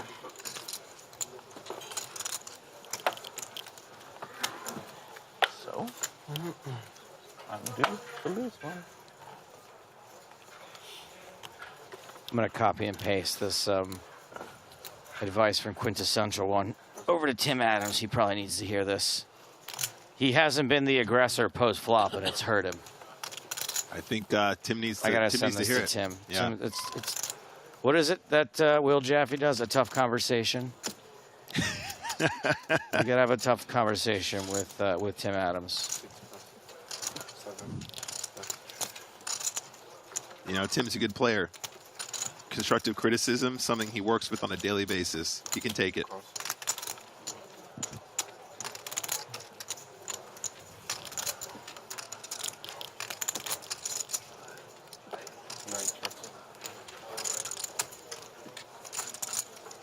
Five for off for Kleeper. Well, let's hope Tim Adams is the aggressor this time, because that's been hurting him. He's not even in the pot, Joe, so he's really dropping the ball here on this. Tim Adams is not in this pot? Oh, sorry. Aggressive. Let's see if he gets the message, Joe. With my friend. I'm not aggressive with my friend. He tells me it's my board. I make bets. I have good hand. Yeah, you touch. I mean, catch You me. didn't lie, so Huh? you didn't lie, so you was not. So No lying. I didn't lie yet. You never lie. For the moment. For the moment, yeah. No need to lie. They give me good cards. Yeah. Clearly. he lies Nice little- only when his mouth moving, not all the time. When I'm quiet, I'm not lying. When you're asleep, when you drink. We'll see soon. You're gonna get a beer. Yes. We'll see if you continue lie or. Elka Nuts. Somebody tell Joe that the Israeli guy's name is pronounced Kleeper. The second everyone from every other country pronounces my name exactly, Joseph Stapleton, with no accent, no Stapleton, nope, sorry, then you can start correcting me on the way that I say other people's names. Welcome to the It's unreal. Just Stapleton.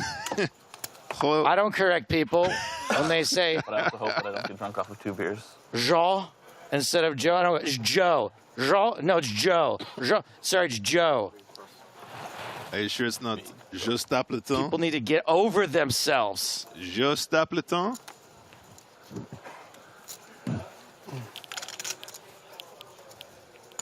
This isn't Duolingo. Je Stapleton. 45. Hello, pocket tens in the cutoff. For Kalev here.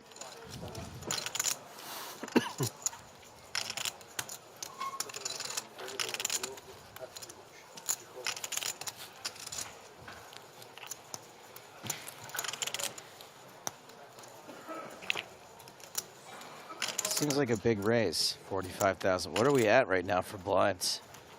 125. 7 years to 125,000. 8, 9, 125,000. Shornikov. All right, cool. Some new blood here. We got a boss. We got a real boss here. No more greens on the other side, right? No. Good.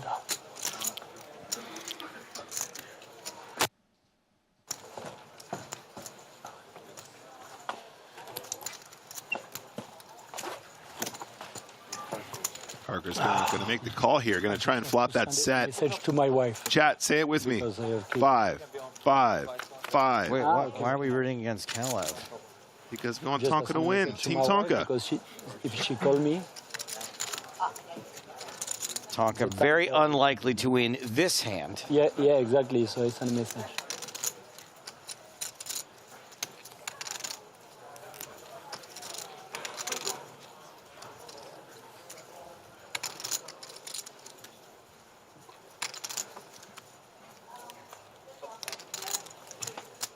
Bets 90,000. 90.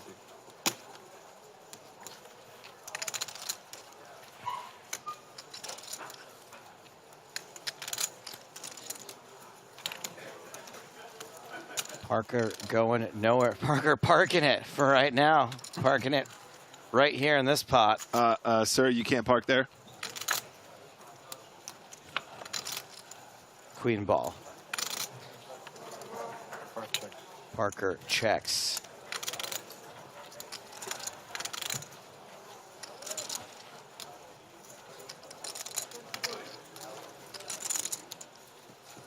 I feel like pocket tens could go either way here. I think I prefer a check here. Control the pot, the size of the pot. Prevent you from getting check raised when you got some equity. Got showdown and the draw. Feels like a check on the turn a lot for me. Yep, makes the check. 4 of clubs doesn't change a whole lot. Parker's actually got showdown with the 5s as well. Obviously still beating hands like ace-king, maybe hands like ace-10. Just wondering, does Tonka ever like go into like God mode and realize he needs to turn pocket 5s into a bluff here? Of course he does. I don't mean every time. I don't mean necessarily this time, but does he ever? Yeah. He's definitely contemplating something other than checking. Does land on check.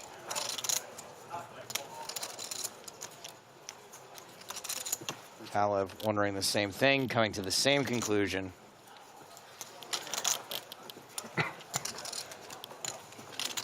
Yeah. Tonka's got quite a lot of showdown there. I don't think he turns that into a bluff too often unless he's got a real specific read. But I think Joe's right. The possibility exists. Pitar, 1.1 million. 76 big blinds. Solid. I'm big. Solid as a rocker.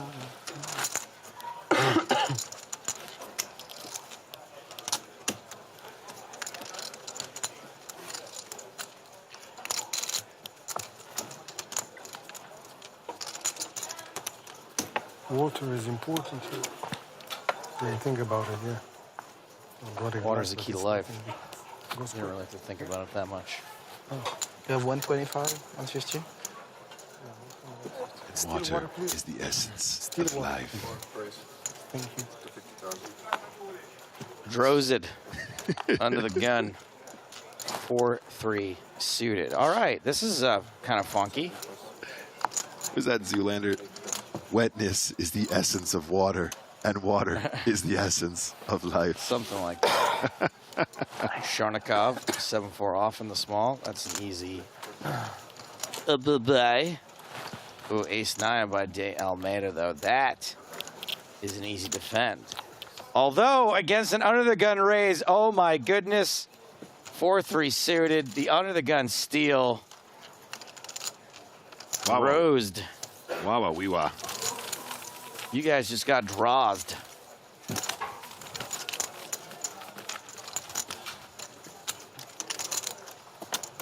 Cheers, buddy. Little star of Promen for you. Tink. Get the water. We'll do salute also. I need the water for this. Where's Tonka making a face like he doesn't like beer? Something that makes noise. Noin? Noin. I feel like Kleeper's not a fan of drinking. No, Tonka's the one who made a face when he drank the beer. I know, but Kleeper was making a comment about water and about cheersing water or something.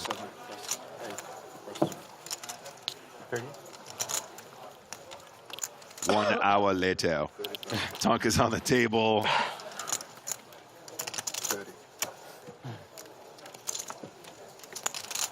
Timothy Adams making it 30,000 with ace-8 suited.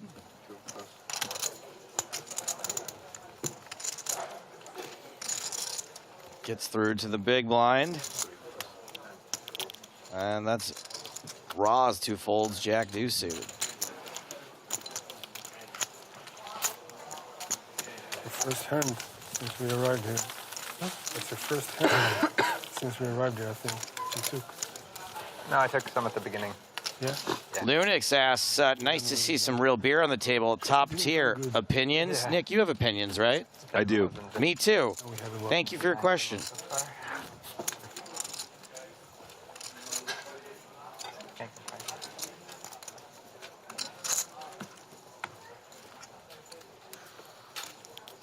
Other tables I've been at. So the other tables I've been at in the tournament, I have ran good and fun. Oh. Of course, I mean, all of us, we're all here. Yeah. I'd run super bad. Man, how lucky to get a seat draw. Like I said, only when you're start today. Next to Tim Adams, if you want to be chatty. When you open your mouth, you're lying. He's just a guy. I think I've said it. He's just a guy that is gonna. You talk to him, he's gonna talk back to you. He's not gonna ignore you. Yeah.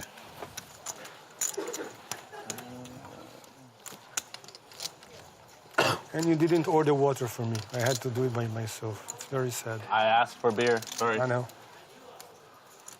7-6 suited for Kelleper. No, it's here. Kelleper. I'm gonna get it for you. No. Why? Because I'm in the hand? Well, it's like lingering over. It's okay. Kleeper's daughter appears as in the chat, or maybe What's son. you? Depends what Ori is. What do you mean not? Looks maybe a girl avatar. Anyway, says her dad never drank alcohol. Not with this hand. Okay. No, that was the vibe I was getting. That kind Yeah. of makes sense. Yeah, he was sort of saying, I don't want to drink anything that's going to impair my thought process. Totally understandable. Not taking a shot at him for it. Seems reasonable. Tonka kind of goes the other way. I sometimes think Tonka needs a drink just to stave off the boredom. My guy's used to playing a lot of poker really fast. And also, I should say as well, he's actually a very honest individual. Yeah, he's not much of a liar. No. Why do I need to pay? Despite these outlandish claims being made at the table. Cheers. Ari Kleeper there, 100 big blinds, got a really nice stack. On TV, so now it's pleasure. Cheers in the water. Don't go crazy here with the water now. Who's driving later? The company has been a pleasure. Not so much the. If it was a little more even with the poker results. I know. It's okay. Chip in a chair, and you know it better than all of us, so it's okay. I mean, I know chip in a chair better than everyone. I invented it.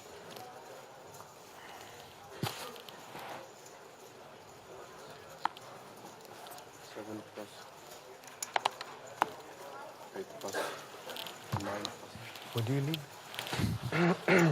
I'm from Canada originally. Yeah, I know. Yeah. I spend most of my time in Canada and also in Finland. I go there because my wife is from there. Oh, your wife is Finnish? Yeah. So, yeah, we spend our time in Canada, Finland, the UK as well. So you speak Finnish? I mean, it's a tough language. Very little. I've studied it, but it's very hard. Wow, it's so hard. Pronunciation is very hard. But no, I don't speak. I can say some things, and I can understand a little. Come on, you still don't speak Finnish? I mean, you just sound like a doofus when you. Huh? Just sound so stupid when you speak. I'm saying it's so hard. The pronunciation is. Oh yeah. Sorry, I'm just hanging out listening to this conversation. No. I have been missing the table talk. I'm enjoying this.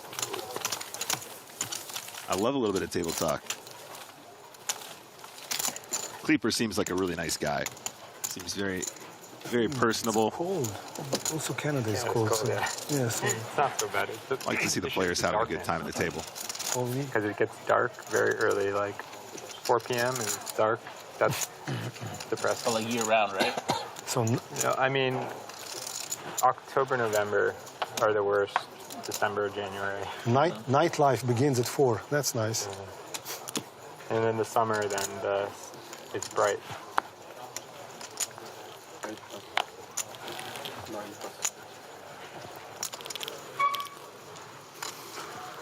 Anybody else want to weigh in? It's an amazing weather. I've heard, yeah. I've never been, but it's amazing. It's so good. It's not cold. I love it. I have to go one day. It's an amazing place to be. Really. I've heard very good things.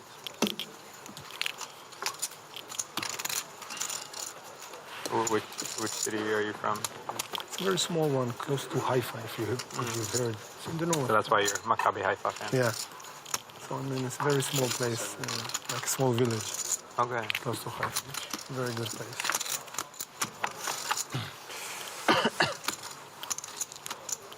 Ace deuce versus queen jack.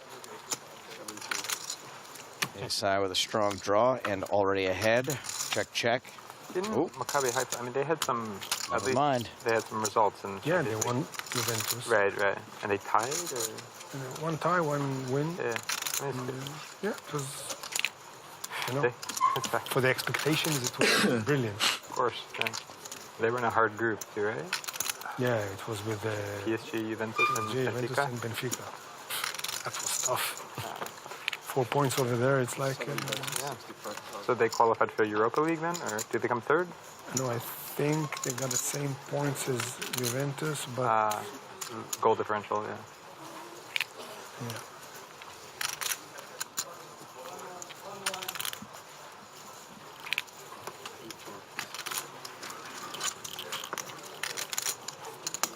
Kalev takes us down on the turn.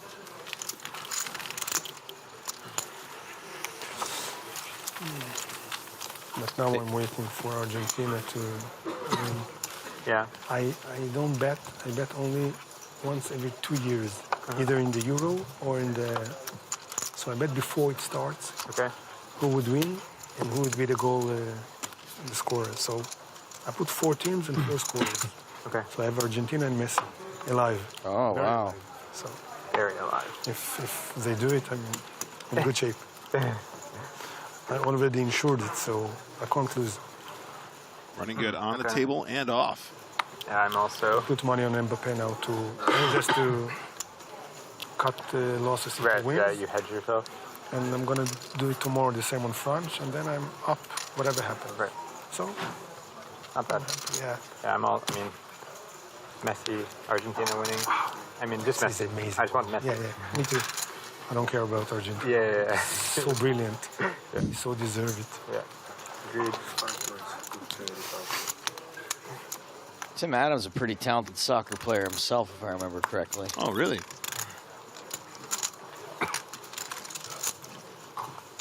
Parker decides to open up from the cutoff here with 9-7 off. Our friend Klipper there with the ace-king off in the big blind.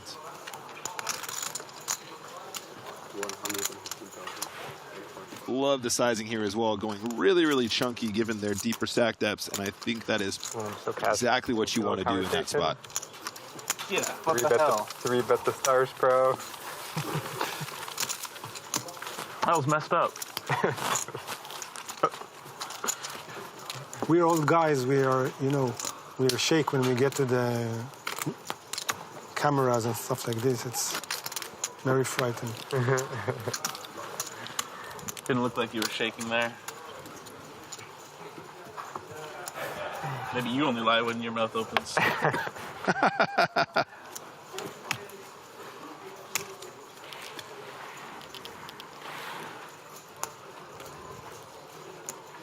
UTG 8-6 suited. It is a pretty hand. It's a little bit on the wider side if you want to have that as an open. De Almeida, Jack 10 off in the bin. So you do have a fold button. What do you mean? I'm folding all the time. Of course, all the time.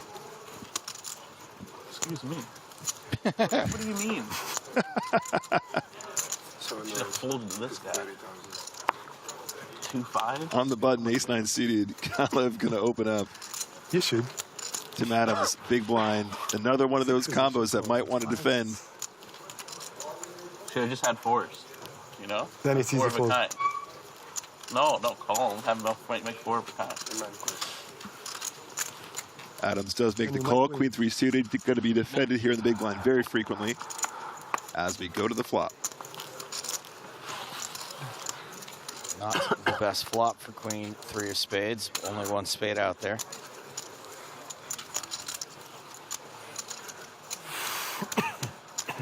I think I'd like to see a small continue from Kalev here. I think once we get to this effective stack depth, you want to have some much, much smaller continues, like 1/4 pot size. That kind of thing seems appropriate. It's not completely crazy for him to have a check as well, though. I don't hate that as well. I think mix between checking and betting here is cool. And that paired board on the turn means Kalev's still the best hand, but also picks up a heart draw.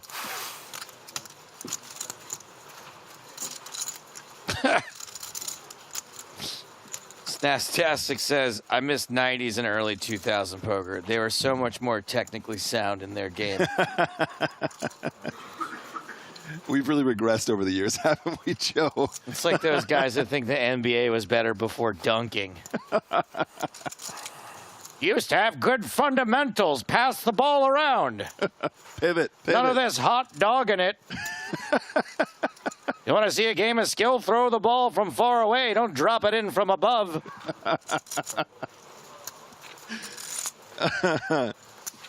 There's a check. This time Kalev decides he's going to put in a bet. What's the size, bro? There it is. As expected. Nice and small. It is a delayed continuation bet, but it's there regardless. I love it. I think this hand was played very well by Kalev. I really think it's a toss-up. It's probably indifferent between betting or checking flop there in the solver, but definitely approved. Very controlled. Nice pot. And our friend Tim Adams taking another very small hit. But if we know a man who's capable of spinning up a short stack and knowing what to do in these short stack spots, Tim Adams has tons and tons of experience in tournament poker and knows exactly what to do. Hopefully we can see our friend progress. And the field's now down to 39, which is more like a high roller or a super high roller field. So he's going to feel more comfortable. He was just waiting until they got in the zone there. Yeah, he's going to be more comfortable in the 39-player field. Yeah, he's got a lot more experience under 40 players starting. So the spin up begins now.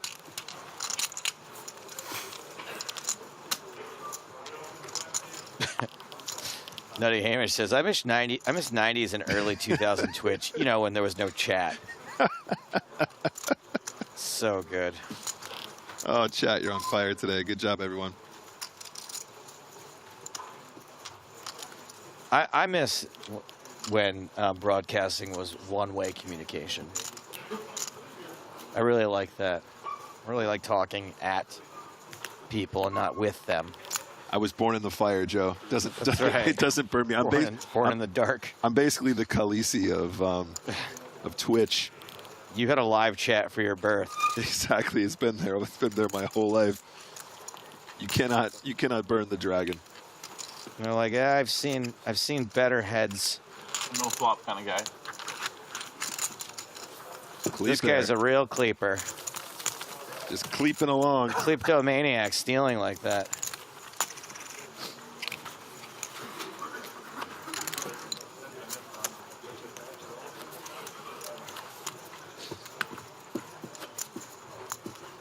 Hate to see it, asks how long we going tonight.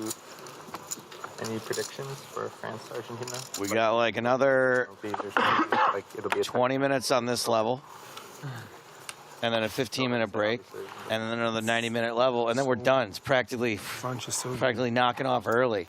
Mbappé is a machine. Griezmann plays his best tournament ever. Out of nowhere. Out of nowhere. They're playing good. I think someone has to bust before the break. 7 raise, 30 pounds. Not you. Sorry? I said I think someone has to bust before the break. Why? It just feels like it has to happen, you know? I don't know. I think Mr. Timothy is looking good for it. Wow. You're very kind. You're very kind. No, I'm just saying what I think will happen. It seems like you are I don't very want close. it to You're very happen. close. No. Dude, Tim Adams just spent 25 minutes asking his dad about where he comes from. You think he's going to have anyone else's back at the table? Yeah, it's just, like somebody has to bust. And he's I feel something. I feel a double up from him. I mean, with a guy on the green hat. Double up for the guy from the green. Is this a good flop for Ace King, Joe? This is one of the best flops you can have with Ace King offsuit.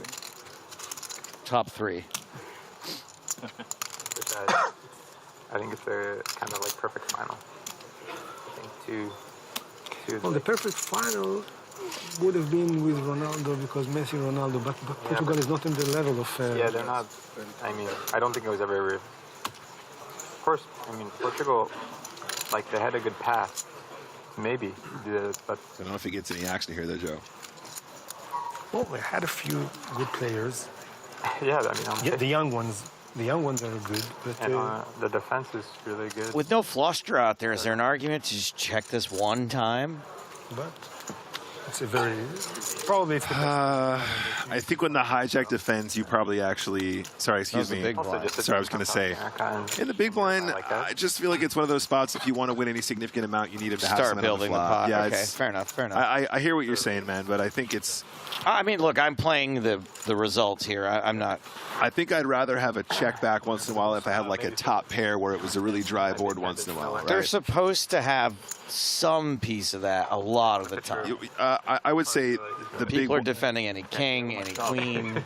They're going to have some piece of that some of the time, I would say. They're going to have a lot of stuff that just completely whiffs too. So I think you just bet and hope that he just has bottom 2 or something like that, or has middle 9-10. Middle pair turns 2 pair. That kind of thing would be the dream. You just got to start betting right there and then if you want to win a big stack. You don't. I don't think you're doing well enough in the spots where you try and trap. Looks like an action hero. Looks like what? He said that your name sounds like an action hero. So I said you look also like an action hero. Yeah, only because there's a fucking movie called Parker where Jason Statham is literally a fucking action hero. And he looks good. And he looks good, yeah. We share that. We have very similar physique. Yeah, I think you were separated in birth. I could be his younger brother for sure, yeah. Obviously. Parker, like twin brother, I think. But Parker's low-key getting rinsed out here, mate. This is unreal.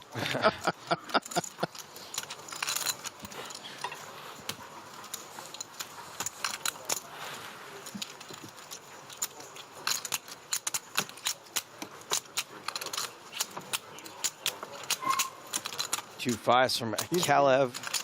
Raise and take it. Fold. Now try to do it now when this Jason is in the. He already just got my chips. 2 10s. Yeah, but you didn't fold. I'm saying try to take it without a fight. That's my fault, actually, you're right.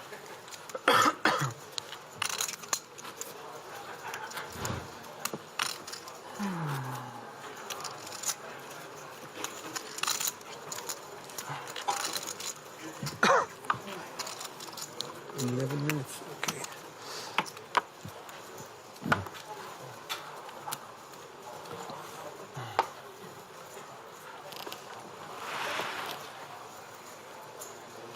So I see the fine folding hand for under the gun. I'll just take a walk. A what? Okay. Talking the big blind, obviously. I have a problem with my earrings in my age, you know. You're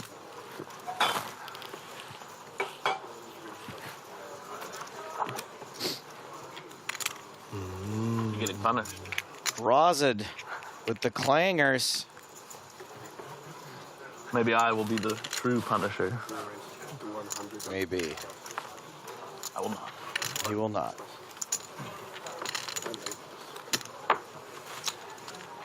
The Grim Cleaper. No? Playing very solid. The ace king is offsuit. How can I play it? If it was suited. That's fair. Playing very solid. Omega God says, this is the most active table talk I've seen in a while. Pretty entertaining. That's right. That's why you're not hearing much from me. Win-win.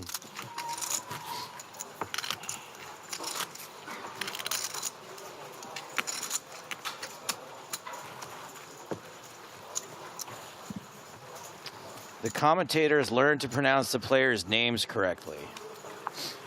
Hey Nick, what's this name? How do you pronounce this name right here? Your band? Your band. Oh my God, that's so close. It's actually your band, but I'm not gonna be a dick about it. Yeah, right. I tried. I didn't get the pronunciation quite right. Anyway, your band. Thank you. Tricky one there. Kalev, UTG, ace 10 off, going to open up this pot to 30K, the absolute min.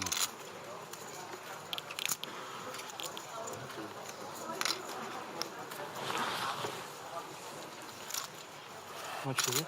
30,000. Phil asks, seriously, should Tonka be talking during hands with live cards with people left to act? You have a watch? I guess by the strictest interpretation of the rules, probably not. But if you're not talking about the hand, Yeah. I don't think it's really that big of a deal. Yeah, the multi-way pot situation is, it's kind of an honor system scenario, right? If there's a conversation going alongside, usually people tolerate it, as long as it's not about the hand or you're not trying to influence the action during the hand in play. Almost done. I'm all in. Oh my days. King balls again, is that 2 hands in a row? I don't know if it's in a row, but it's damn close. I think he has kings 2 hands in a row, isn't that right, chat?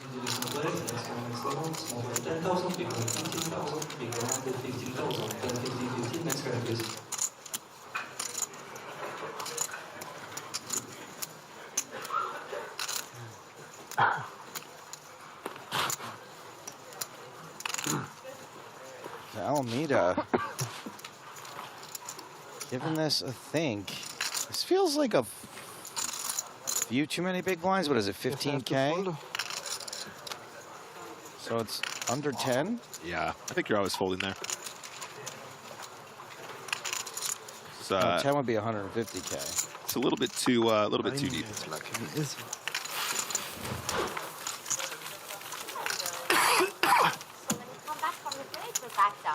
I guess that feels like a lot of big blinds to just ship it then. That's why I was confused there. Much better down there. Amazing timing. Just wanted to shut it down. For the first hour. As a guy that plays all their aces and kings that way, regardless of how deep I am, I can relate. I mean, at this point, I don't think it's possible to get that many good hands.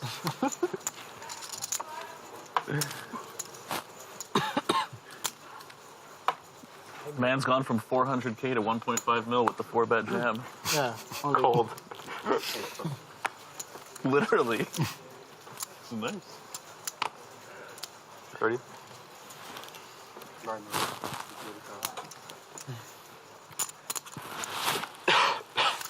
Tim Adams, pocket 10s, UTG +1 is going to raise off this very shallow stack, under 20 big blinds effective. Sharnik have short also. Much worse shape than Tim.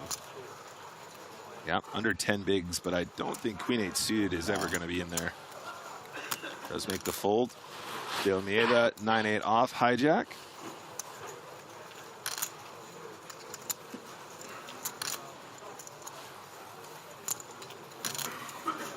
Makes the fold.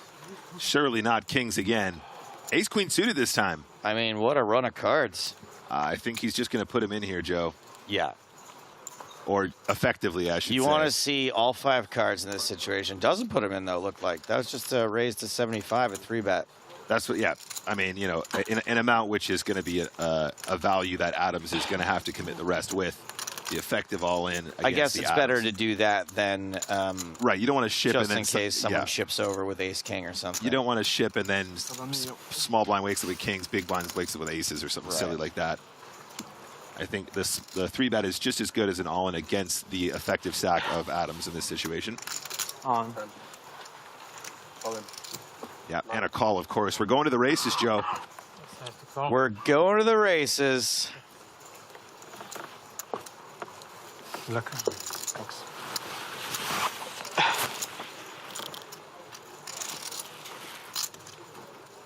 Hate to say it. So don't. Like Staropramen versus Budweiser.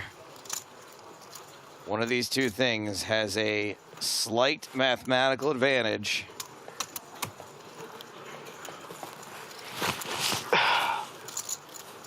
Tim Adams, fairly more than slight advantage here. 60-40 is a pretty decent spot to be in. 40 is a big chunk. Oh! Set of 10s on the flop. One club, though. You think so? You don't think it's coming like deuce of clubs? Deuce of clubs. Oh, Jack. Turn card. Of clubs, or king of clubs, or 3 of clubs. 5 of clubs. Is a 7, and that leaves Drozid growing dead. Thank you, Drozid. I definitely didn't full 10. Camera. Double up Timothy Adams. Maybe you did. And now's a good time to tell you. Oh, quads on the river. We're going to have a name for that pretty soon, Joe, as soon as my poll is over. 2 pair. A name for when you have quads and you've got a pair in your hand. It's fine. We're going to have the final answer on my Twitter. Natural quads. Natural quads. I think I'm leaning towards the Del Boy. All right. Got some chips to hang around. All right, well, now would be a good time to let you know the good news about Timothy Adams and his 34 big blinds, but also It's not the moment. we're getting a new feature table after the break, which is fast approaching. Under 5 minutes. Well, Parker. 1 or 2 hands away. Well, 3.5 minutes. think. There you go, think with 3.5 yourself. minutes. You know, I could still bust. 3.5 minutes may be tough. I know. That's what I'm saying. It's hard to play 2 hands. Where I get it all in. I'll tell you guys who's at the new feature table. Cut off. Yeah? Once Parker goes on break and I can get a word in again. I'm loving the table talk, Joe. Oh, I am too. I'm just messing. Just joshing.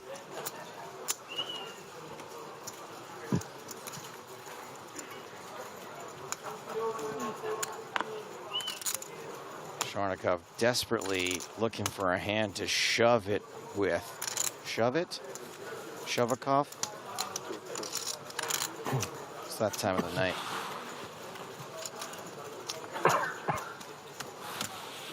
He and De Almeida are out. And another big hand for Drozid. Ace Jack this time. And now it's Parker with the clangers. Clangers. What is happening? Drozid's probably exhausted. Kings, ace, queen, ace, jack. Yeah, he's gonna have a little bump in the road here, though, against Parker.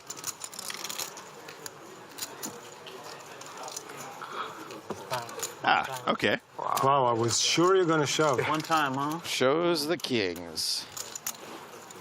Should just jam this time. All right, looks like we might get one more hand. Last 2 times you jam, this time you don't, huh? Genius. My beer friend. He's got the software, Parker, of this. No, but he did it over there, too. You tell me he has a software on every table? Look at him. He looks smart, no? Mm-hmm. So? Well... I mean, you look kind of smart, too, but then I hear you talk, you know? Yeah, I know. I hear you. Parker fires back. But honestly, I don't look smart, so... My joke is bad, huh? Yeah, It falls. yeah. It falls. Maybe if you would say you look like a model, that's something else. Yes. But smart? Luckily, Parker likes this kind of abuse. You're beautiful to me, Parker. You are beautiful in every single way. I could have opened jam the cutoff, too. That's true. Should have done it for the production. Almeida gonna try to steal the last hand before the break.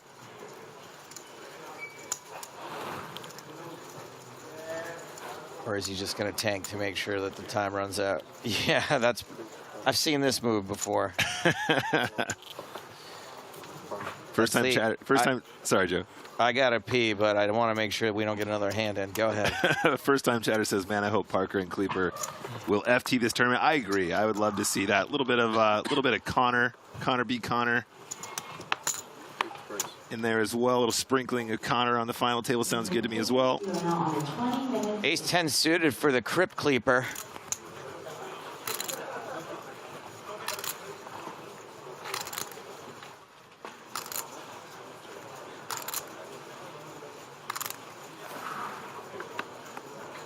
him out of a 9-6 in the big blind.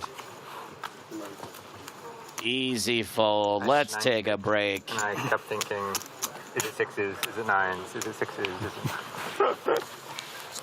Wanting them to turn sixes and Okay, now we can take this off. Yeah. And take this down. I wonder if he's such a big soccer fan because he was a goal keeper. Because sometimes they're so bright and the table so high. All right, these folks are headed back out to a regular old table. This is nice. Goodbye, spotlight. Goodbye, lights, camera, action. Goodbye, craft service. Something special like this. Parker Talbot at blinds 10-20 with a 20K big blind ante. Parker Talbot's going to have 92 big blinds. Ari Kleeper, 79. Maxim Sharnikov headed out there with just 5 big blinds. New feature table when we get back. Javier Gomez, Advar Brendo, Natan Choskin, Rui Milhomans, Antoine Saoud, Jordan Sakuchi, and Pitar Zvoboda. Last break of the night, last level of the night coming up. More from EPT Prague 2022 in just a few.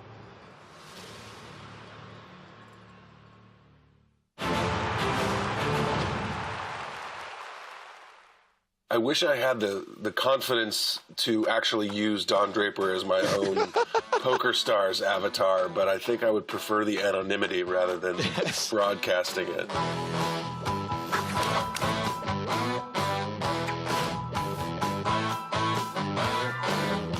People are always asking me who I think the best celebrity poker players are because I do end up playing in some of these games in LA, playing on some of these celebrity TV shows.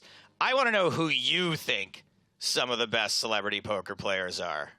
The guys I always find hard to beat, and we lost one this year because he was an excellent player. Willie Garson. Sadly and shockingly, oddly, are one of the usual suspects. I mean, Jason Alexander, Kevin Pollak, they're both very good. They're both they play good, sensible poker. You know, if they were chess players, they'd be, grandmaster. They don't make mistakes. They rarely make mistakes. And Hank is also very, very good. But I'm more of a surprising poker player, to say the least. But David Wayne, I think, is a very good player. Michael Ian Black. I've not played with her, but I've seen her play. Meg Tilly, Jennifer Tilly, not Meg, not her sister. They're two separate people that share one voice. So I mean, there's quite a few people out there that are good. I mean, I think that the explosion of poker as a cultural thing has proven that if you're good at math and you're quick witted and you have a lot of patience, that you can be as good as some of these people who are professional. I think people really realized because all of my home games and fun games and friend games all went online. Yeah. And most have continued online, even though technically we could reconvene. It's just so convenient. And I think it was an amazing lesson for a lot of people to learn when you start playing hundreds of hands a night rather than 10 and 20 a night.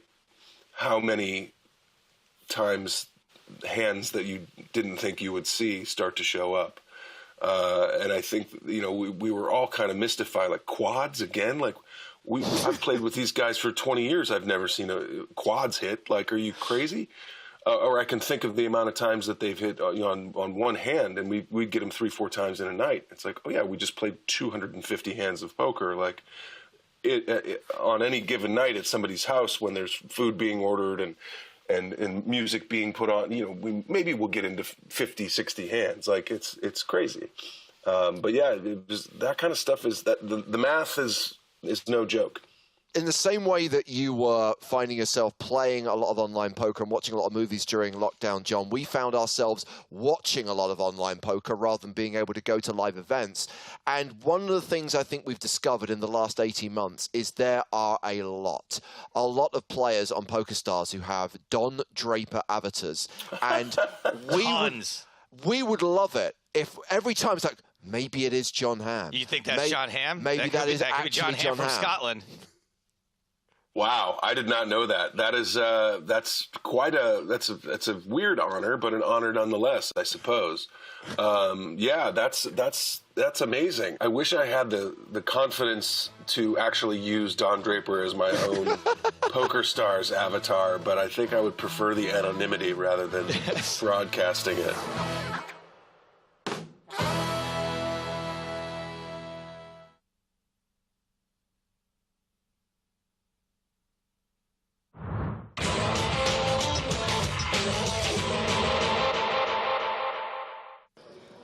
Blinds are 4,000, 8,000, ante is 500. And Salas is not going to play that hand. Balachin takes a peek. He's not going to play. Over to Ariel Celestino. Queen 10 offsuit. Now we're short-handed. That's a hand, you know, that I really want to stay away from. Like I told you before, I'd rather play the suited connector than the two high cards that if you make top pair, your kicker's going to be weak. I don't like playing those hands. I call them my trouble hands. Well, it could be trouble for Celestino, but who knows? He's moved all in. Oh. And Aguad has moved all in, and we haven't heard from him in a while. I bet he's got the goods this time. The excitement is building. Umberto Brenes among many people here to watch. Celestino, Aguad, and he's asking for his chiquititas. Sure enough, he does have a great hand. Ace-king suited, premium. But unfortunately for him, Celestino has two live cards, a queen and a 10, which means that he's got a 34% chance to survive. Celestino hits a queen, but he's not happy because Aguad hits his ace. Ace, queen, 6, rainbow board, and Aguad likes it. And Celestino is down to a 17% chance to survive. He's hoping for a queen or a 10 at this point. Aguad asking for the small cards. It's become his signature line. Deuce of spades on the turn. Aguad likes it, and he should like it. Celestino is down to 5 outs. He needs a queen or a 10 on the river, or he will be eliminated in 11th place. And Aguad takes a dominating lead with an 89% chance to win. And the river is a 6 of diamonds, and Aguad wins. Here's the problem with this guy. He's so likable. I mean, even his opponents can't root against him. And as Celestino makes his way to the rail, Curious Aguad finally has something to yell about. Well, there's another all-in at this table. Bolivar Palacios, who was on our feature table earlier on, has moved all-in with ace-king, called by Max Lemansky with the 10s. Guess what, William? We got us another race. Holla. Who's going to win the dollars? No ace, no king. Lemansky's 10 still good. Vamo, vamo, vamo, Palacios, ace or king to stay alive. No dice on the turn. Needs to see an ace or a king on the river to get that double up, otherwise he's out of here. Lemansky can't look. He must have had a premonition that the king was coming.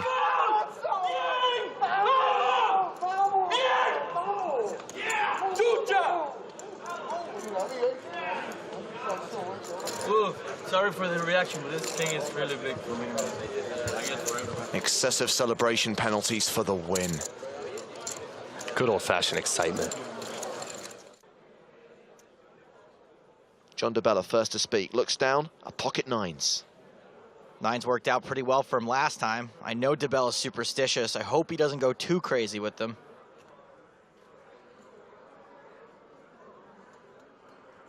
Work it out, buddy. Work it out. I'm just going to go put the kettle on. James, I think he's got it. Come back. 250,000.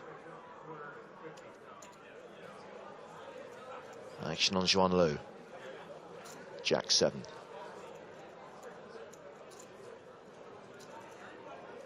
Okay, Lou, now you can work it out. She folds, Carl Julius folds. Lee Goldman has kings. Lee short, I assume it's all going in. He hasn't been all that active. Gotta wonder if John will factor this into his decision-making at all when it's back on him. He does shove for nearly 1.1 million. Fold it around to David Bernstein on the button, pocket fives. Another pair. Bernstein's pretty short as well, but I don't think he can be third in with a pair this low. Yeah, he mucks. And Ruben Visser's got tens. OMG. In Ruben's case, he's probably better off letting one of these two guys go broke or nearly broke and just laddering up. He will give it up. Faraz folds the big blind. It's back on DeBella. DeBella with the third worst hand we've seen. This is probably 8, was that 840? I call. He makes the call. DeBella made a hasty call, but ultimately won. The math would usually dictate anyways. However, now he's a 4-1 dog. And the John DeBella fan club falls silent. Goldman set for a double up. DeBella will be left with 1 million. Boy, he sure looks nervous about it. So far, so good. Goldman has the king of spades as backup.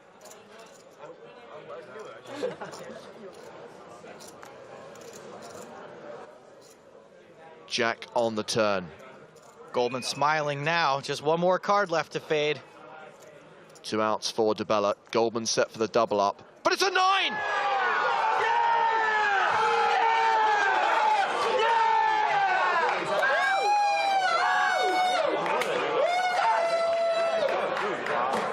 Hard to act like you've been there before if you've never been there before. Deal, I might have to kiss you in a minute. Action folded to Mustafa Kanat, who's got kings. Oh, hello. 98,300. Opens with a raise. Paul Pierce could be in trouble here. He's got queens. Oh, my goodness. He is all in. I love it. Doom, doom, doom. Now we're gonna see who's the real MVP. Doom, doom, doom. I love it. Doom, doom, doom. Doom, doom, doom. I don't know what's happening, but I will allow it. No!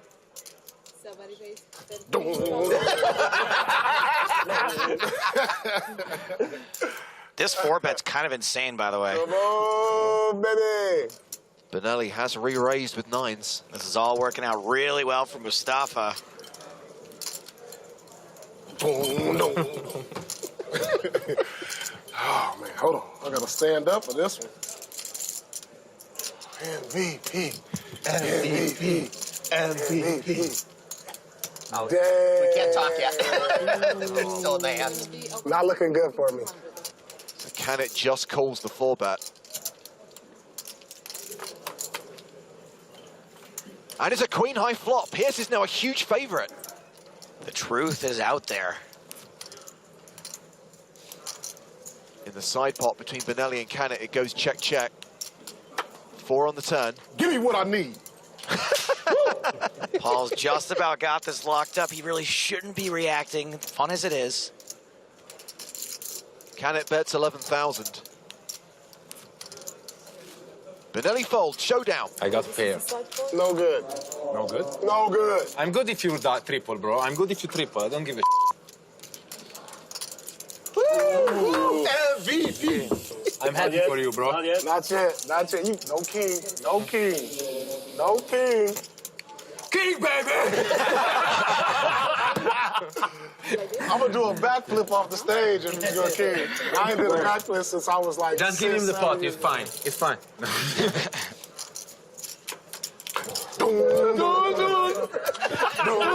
Watch that scene. Dig in the dancing queens. The guy just tripled. Paulino! Andiamo!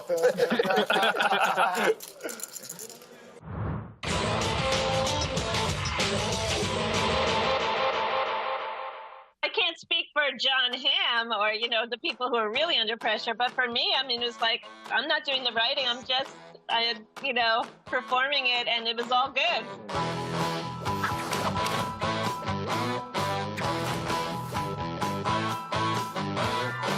I got the impression, watching every season, that this was a show that clearly had budget behind it, but also real craftsmanship and care, because you could see the attention that was going into the period detail. Everything from like the belt someone would wear to the watch they're wearing, everything looked and felt right. Yeah, I mean, my desk was really decked out, stuff you probably never even saw, with real 60s props and things. The prop master was great, and costumes. I mean, we wore true vintage undergarments. Wow. Even stuff you couldn't see? Even the stuff you couldn't see, because it does fit you a different way and makes you look a different way in the clothes. So it's incredible. It was definitely. I mean, two things. You talk about Roger Sterling, John Slattery's character. When people talk about great TV characters, of course, people think Mad Men. They're going to say John Hamm, Don Draper, but Roger Sterling was just such an amazingly written character. I don't think anyone expected him to survive to the end of the show based on his lifestyle. Right. And if we're going to talk about the end of the show, and again, no spoilers for anyone who hasn't seen Mad Men. If you haven't, watch it from the beginning. It's bloody awesome. But Joe and I have this thing where we talk about how endings are hard, and even some of our favorite movies and favorite TV shows don't quite stick the landing when it comes to their final episode or their final act. Mad Men is a show that bloody delivered. What an ending. What a great way to go out. The actual, like, last minute of ending you're talking about? Yeah. Well, I'll tell you something. We didn't know about that until it aired, because only a few people were privy to that. So we read the table read, and I'm thinking, wow, I didn't think he really buttoned it up. And then they showed that. But that's how secretive he was. Nobody even knew about that until you aired. I'm like, oh, good. Yeah. That was great. So when you're on a show like that, that is obviously, you know, while it's happening, people knew how good it was, right? It's like not a show that people needed to certainly by the time I was on it, they did, yeah. Yeah. So is it more fun or more pressure? More fun. You did so. It wasn't like big tension, pressure, egos. We're on the best show on TV. I can't speak for John Hamm or, you know, the people who are really under pressure. But for me, I mean, it was like, I'm not doing the writing. I'm just, you know, performing it, and it was all good. So no pressure for me.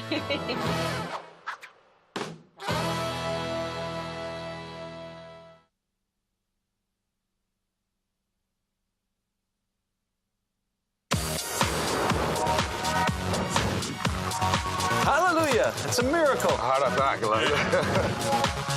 Say bang, bang, bang, bang! Yes!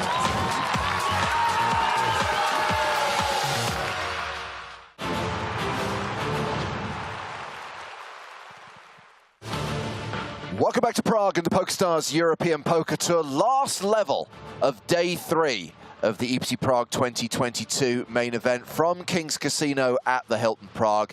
It is James Hartigan with Joe Stapleton. Hello, my babies. And making his debut appearance of the day, just in time to close out day 3, Griffin Benja. The best for last. The day debut. So Javier Gomez has the chip lead coming into this final level of the day, 3.4 million. And Javier is going to be back at the feature table. Tonka playing 1.9 million right now, but we're in another situation where Tonka's table is next to break. So we can't have that as the feature table right now. We can't have Tonka on the main stage. Instead, we're going to focus on the chip leader. Can't we just put whoever we want at the feature table? Isn't that what we do? No. Hello. I still don't get how that works. Same seat as you've been before. 1, 2, 3, 4, 5. So that's you, yeah? Yeah. 300. So you probably saw just there a brief promo advertising the return of the PokerStars Caribbean Adventure. First time in 4 years, but to a new venue. Bahama luxurious resort on Nassau. This festival runs from the 22nd of January to the 3rd of February. The 10K main event will stream live on Twitch and YouTube from the 25th of January. Then the PSPC, also taking place at PCA 2023. All 5 days of the PokerStars Players No Limit Hold'em Championship will be streamed on Twitch and YouTube as well. 500 here. Thank you very much. Thank you. Can't believe she's stepping on that PCA plug. Yeah. Last 1 hour and a half. Should highlight that the countdown to qualify is on. There are still satellites running where you can earn yourself a seat to the PCA main event, a package worth $16,000. As we welcome these guys back to the feature table. I think it's right here. Just check if that's your ticket back. Not a lot of tables to choose from at this point, are there? 5 tables remaining? We started the day with 5, right? Not a lot. Sorry? We started the day with 5. Yes. Yeah. Okay. And I think you're going to get the 5 tomorrow as well. Yeah. But you're going to bag these ones, whatever you bag. It's positive thinking that everyone here is going to bag.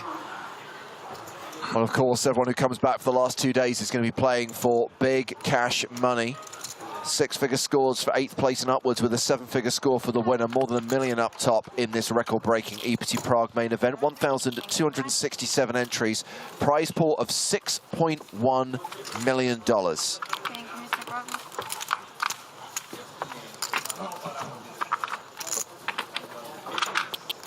Dancis, watching on YouTube, asks, what does PCA mean? It stands for PokerStars Caribbean Adventure. It's a live event that takes place in the Bahamas. It's actually been running since January 2004. It was the first ever PokerStars live event. It predates the EPT by 9 months. The button is on box number 9. Is that the one with Isaac Haxton's flowing hair in the wind? That was right. It was part of the WPT for a few years before becoming part of the EPT. The last time the PCA ran was in 2019, where it also hosted the first PSPC. It is the venue for the second PSPC in 2023. Is that the one Griffin Benger finished 14th? And also, please push the shifting card That's the one. a bit forward so we can reach as well. Thank you very much. Thank you. You're going to be big blind 20. You're small. Okay, looks like we're going to get the action underway. 90 more minutes of poker to play, so I guess we're going to be here till half midnight. Blinds are 10,000 to 20,000 with a 20K big blind ante. 36 players remaining, so yeah, 5 tables. That one is Okay. Tonka's table will break when we're down to 32. So we might get Tonka in the 1 seat right there. Potentially. 7 pounds. This person thinks Tonka and Connor Beresford are the same person. Why no Parker B? Right. Thank you for your question. 40,000. So first hand of this level, first hand at this new feature table, we get the button raised from Svoboda. We've got Gomez in the small blind with Queen Jack of strawberries. I actually heard that when you're pronouncing Svoboda, that the Voboda is silent. It's just... 4 plus. Seems like a lot to move all in for. One way to play the chip lead, I guess, putting the pressure on Svoboda, who's relatively short, Griff. Yeah, it's a unique opportunity to sort of shove effectively for 30 big blinds, representing the 30 big blinds in the big. But it's just for about 16 big blinds, hoping to fold out hands like this that might be raising and folding. But Svoboda prepared to go with it, and pretty impressive call. Called it off ahead-ish. Not the statistical favorite.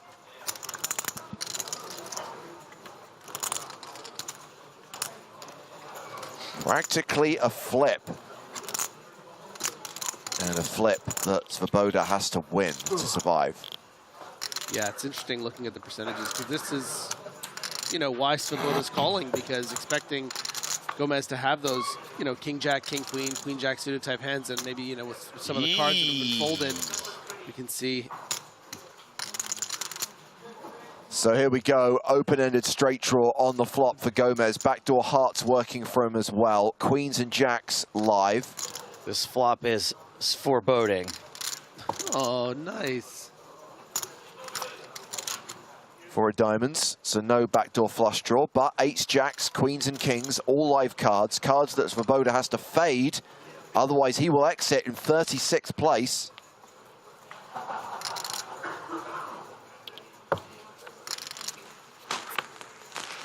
Jack on the river sees Svoboda KO'd, and we are down to 35. Tak si to zase můžete vzít.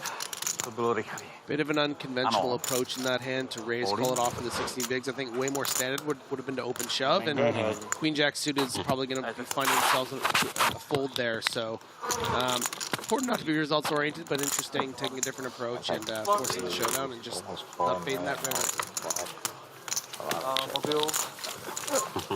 What do you think of this comment from Barnesy, who says, I want the old comedy skits from back in the day? Well, Barnesy, as we have discussed a couple of times on the Poker in the Ears podcast, which you really should subscribe to, we are looking at, seriously considering, planning to shoot new comedy sketches at PCA 2023 for the TV shows that we'll be making in the Bahamas. In about 7 minutes, you will have a 20-minute break, and during this break, we will expect 100 fellowships. So we can just put chip leader on each table to start collecting. Here's a blast from the past. Rui Milhamens. Is that a blast from the past? Which past? Where? From which man? I'm talking about like 2007, 2008 era EPT. Which timeline? Guy looks 30 years old. Yeah, that's true. Rui definitely featured in a couple of our retro streams.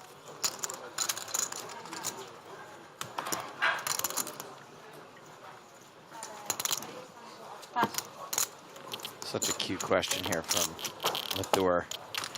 Have we seen a royal or straight flush at the tournament yet? Oh, have a hug. It's adorable. The answer is yes, probably. Thank you for your question. Someone who just comes from the street flashes. I'm just here for the royalties are better. Quads or GTFO? So you said to wait a second because they're bringing in the Okay. Yep. Okay. Anytime. We gotta wait for a player here. There's 2 empty seats.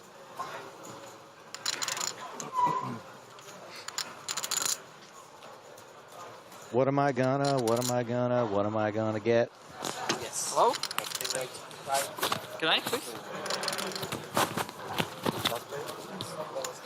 Well, I heard the sound of someone being microphoned. You have bells?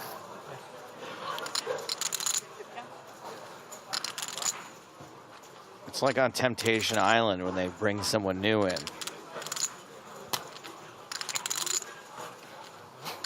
The phone. I tell you. So can you put it in the bag or? What is you? Sorry? No.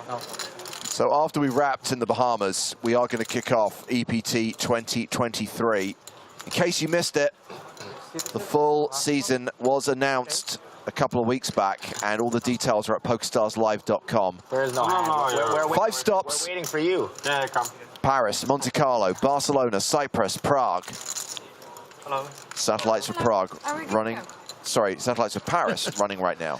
James just can't wait to get back to Prague again. I can't. I love it. December, like the next stop, Prague. Sir, you know the story with the card in the box and everything?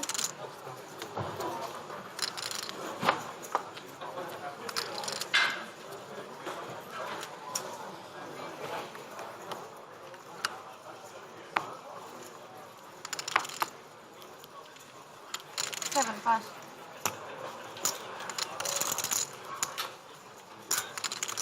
Cards are so big. 9, pass. Jordan Sakuchi. Welcome to the big leagues, Jordan. We saw Sakuchi yesterday. We did indeed. We did. Feels like longer than that, though. They have been very long days, to be fair.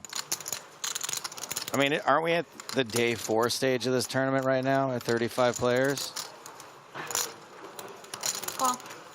Late stages of day 3. Sorry, late stages of day 4, yeah. Yeah.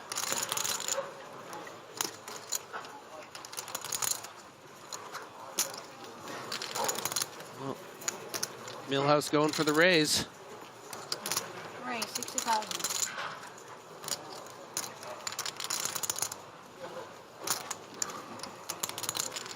I think on 25 big blinds, Shawson can be pretty split between sort of shoving over these ISOs and just calling here. Probably a bit too many chips to shove, but also it's nice to just kind of, you know, limp shove and get this through and pick up some chips.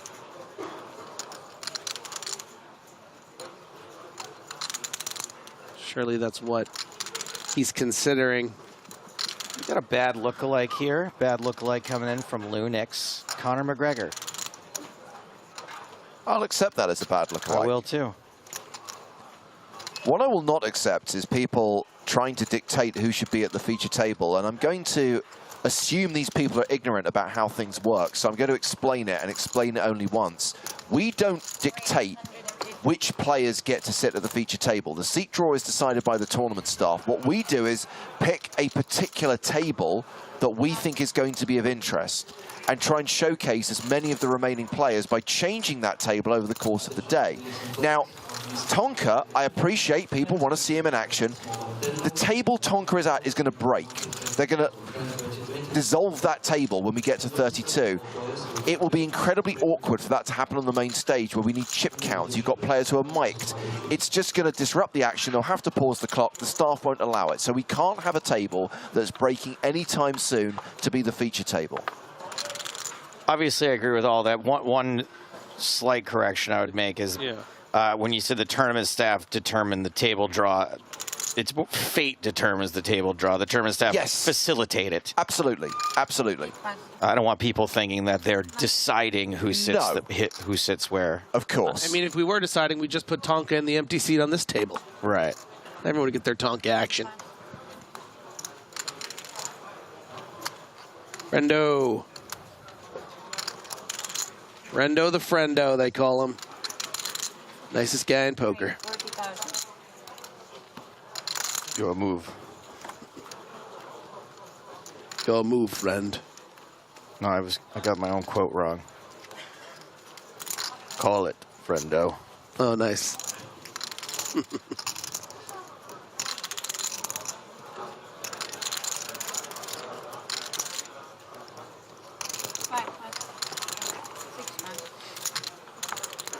Will Mister's got a point. If we were FIFA, yeah, we would just stack the table with whoever we wanted. Antoine Sote in the big blind with 9-8 of diamonds defends.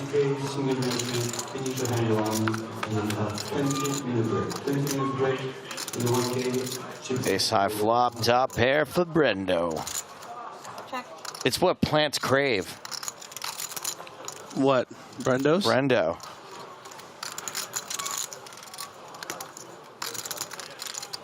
It's got electrolytes. That's 35,000.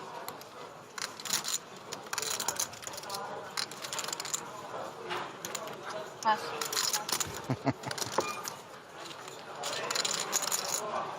I haven't watched Idiocracy in years. Deserves a revisit. It's a documentary. Yeah.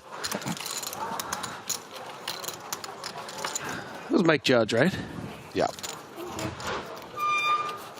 Oddvar Brendo playing a 29 big blind stack. Oddvar, I can't even. Wait there.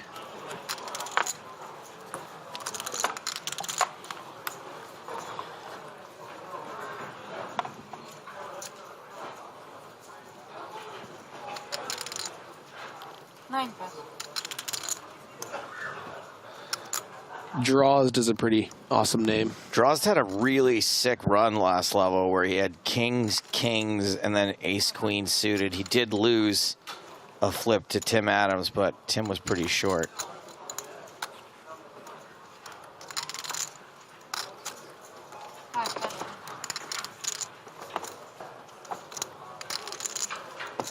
Raise 40,000. El Jimenez raising the button with Queen 10, gets a fold from Sote. Sakuchi with ace-10 in the big. Go, Jordan. Oh, that's right. That's your buddy. I just played with him a bit at my local spot in Canada. Yeah, on 50 bigs. Nice to play it. Safe here with the ace-10. Certainly you think you're going to be well ahead of the opening range, but you want to keep in those dominating 10s and aces. You want to keep in that dominated ace. Yeah. Domination rotation. I thought you were only allowed to say that when James wasn't here. James is the only one that gets to say it, no? No. I thought you were the domination guy. I don't have exclusivity over I can domination. say the domination rotation and Yes. stuff? Yeah. Really? Sweet.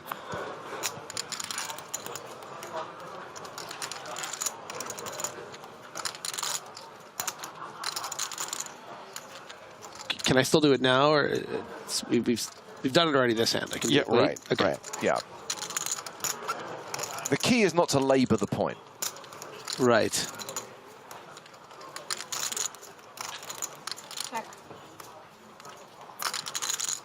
Oh.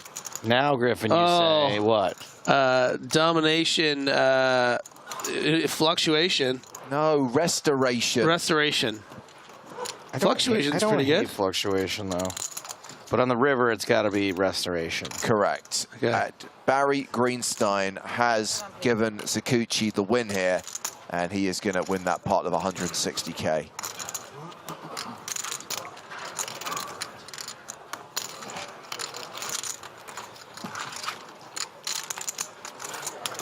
Fear me, I am lag poker. We also sometimes would accept re-implementation. Ooh. But it's mostly restoration.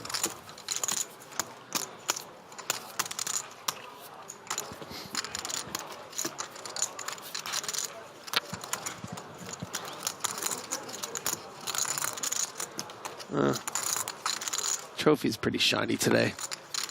I like a little dust, you know. Do you remember how gross it was in London? Yeah. Yeah, we were talking about that. We remember.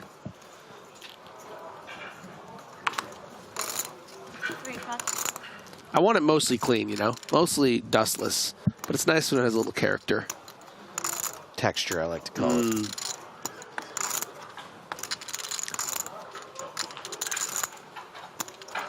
Brendo, now you must face another day, Brendo. So I made eye contact with Brendo at dinner, and he had his ear pods in and looked up at me and kind of gave me a look like he was watching the stream and wasn't that pleased. That was the read I got off of Brendo. He gave me the look that said, "Oh, you think you're real funny, don't you?" Yeah. That look. Very loose 3-bet here from Choskin, hijack to +1. Not recommended. There was some curious sizing going on from Choskin actually in that limp raise plot blind on blind.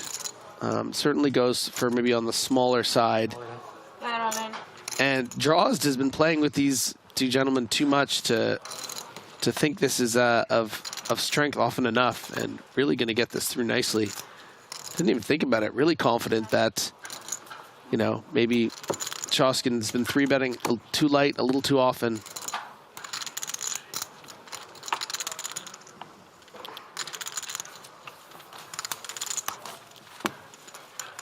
Frank asks, Saut definitely one of the favorites to win this, right? Sure.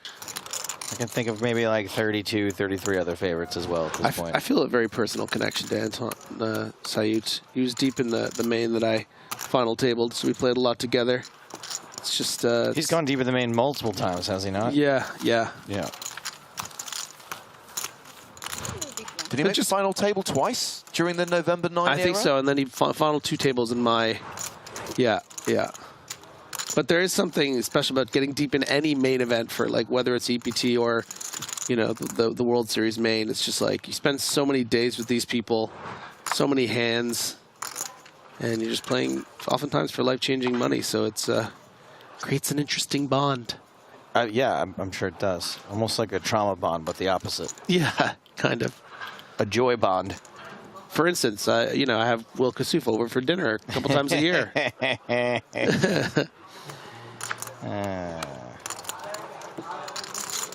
All right, Griff, any burgers about? Yeah. Does he palm pickles? Brendo has opened under the gun here with 10s.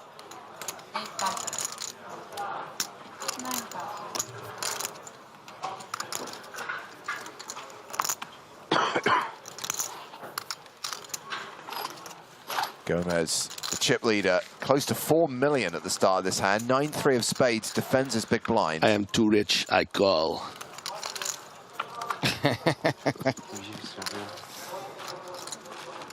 8-6-5 on the flop. 10s still good.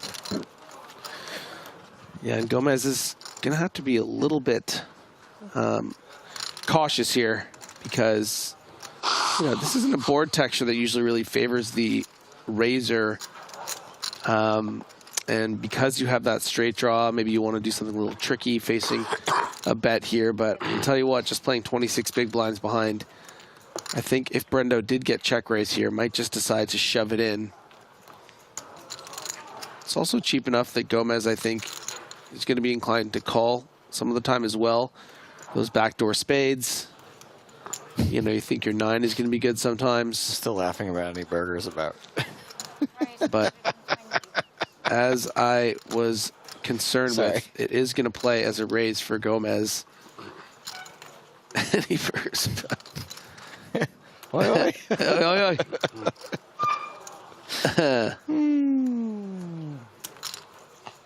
Yeah, and that check raise is going to cost Gomez 120K. So like pennies on the dollar, considering it's 3.6 million. How about you do that enough times, and suddenly, if you do know, that with 36 other people knocking times, you'll be people out, you'll be out of chips. Well, no, you know, between the call pre-flop and that.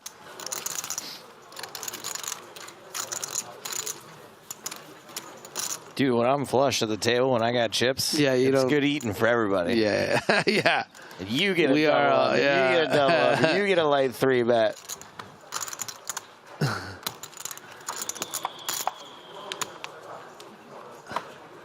I'm everybody's best friend. Listen, I can't teach you guys how to fish, but I got a couple salmon here. Exactly.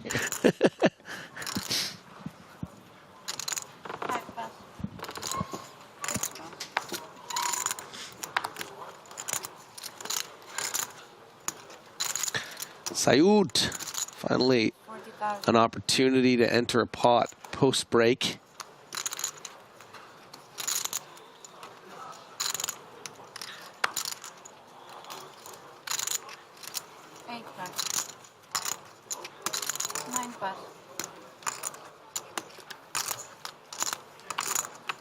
Sevens for Gomez.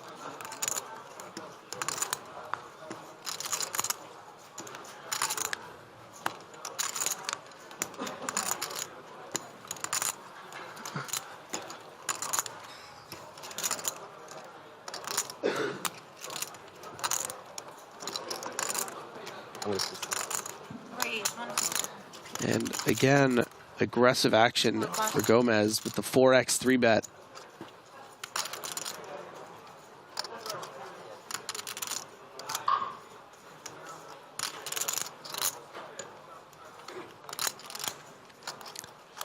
Bit tricky with a queen-9 suited because, you know, some of the 3-bet bluffs are actually going to be dominating this particular hand, but you are suited, you are in position.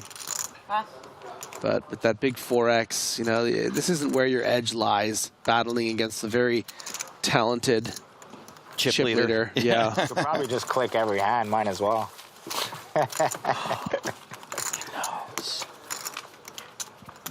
My boy Sakooch. So Rui Milhamens made the final table of the main event at EPT London in 2009. Came 6th in that event. Was that the Vicky Corn year? No, that was 06. 09 would have been Aaron Gustafsson. I appreciate the info, James, but I would have preferred if you'd just been able to do it without looking it up like in the old days, you know? Like James Hardigan 2018, you know, would have just been like, 2009, 6th place finisher. couple of deep runs in the PCA main event over the years. And that's it. Not anything else we can mention. No. JK, plenty of other things on there. 9-5. Always the bridesmaid, never the bride. Huh, Milhomes? This is your event, buddy. This is it.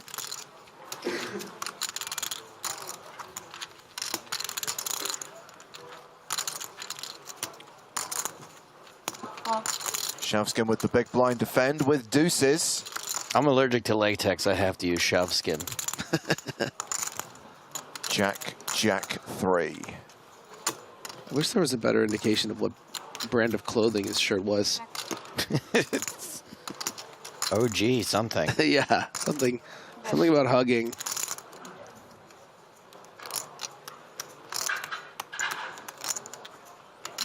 Oh, is Shoskin just going to call or do one of his weird raises? Just a call today. I love a call. Or anything? A call here and a 3 on the turn. No? Yeah, is that your kink? Yeah. That is my kink. Did you say kink or cake? Thank you for the... I said kink. Oh, I was saying Can cake. I say kink? No, it's it was my cake. Big turn card here for Sayut. Real big. Saeed Fazadi asks, have the commentators ever made a big cash out in any tournaments? Griffin won $1 million in a poker tournament. He's had several six-figure scores as well. Thank you for your question. I've won $1 million twice, actually. I'm sorry, Griffin. I didn't want to... Fine, it's fine. Just Were any of them let me not take made that for next TV time. formats?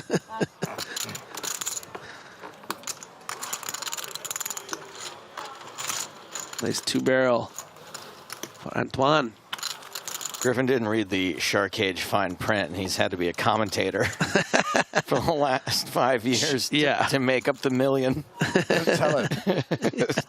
That's right, guys. We're adding $1 million. It's $1 million free roll with absolutely no strings attached other than the 5-year commentary contract that we're then going to put you on.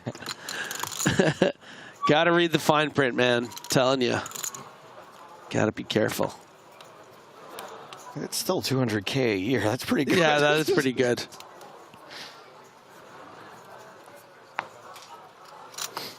Just laughing at the idea of Griffin making that money last over 5 years. 8-5.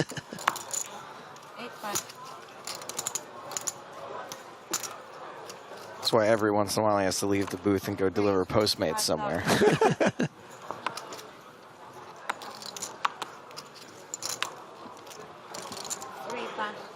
Is Postmates all over like the U.S. now, or like is it just like L.A. and Vegas? No, Postmates is everywhere. It's everywhere. It's like the There's Postmates, main there's one in the Uber US. Eats, there's DoorDash. Yeah, it's just Uber Eats, Seamless. DoorDash in Canada. We don't have Postmates. In England, they got Deliveroo. Oh, I know about that. Yes, I'm all about the Deliveroo. There's a couple others in America. There's Caviar. Oh yeah. I think some of them are owned by the same company, though. Anyway, I drive for all of them. Yeah.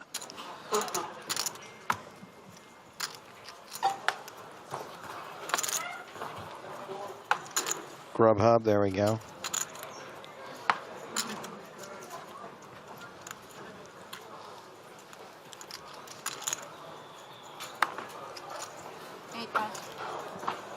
$9-5.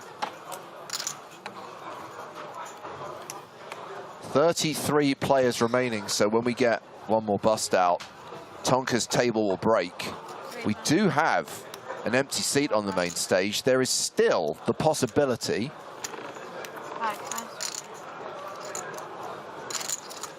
that we do get Parker Talbot on the main stage before the end of the day.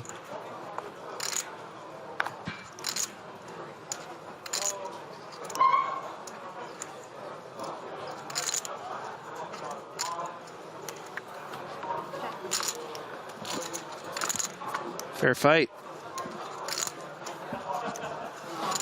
You were saying?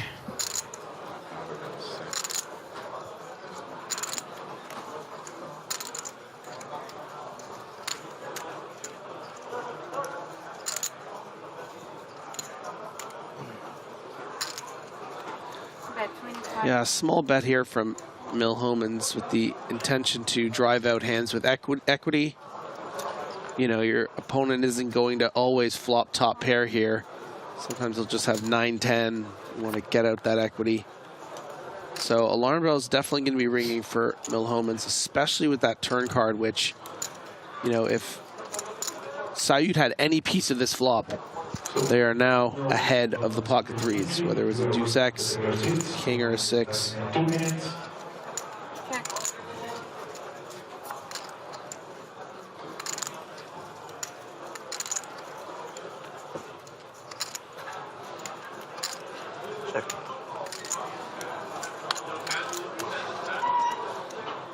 Are you definitely going to go for some value here?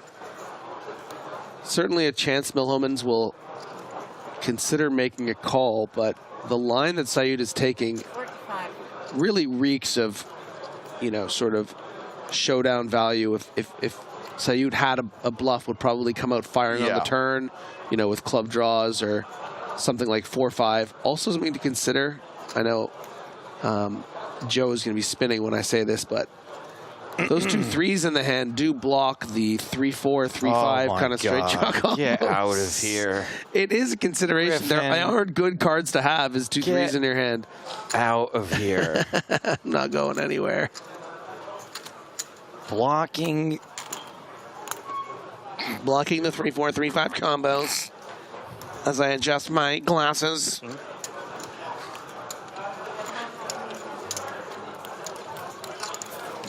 The king mark.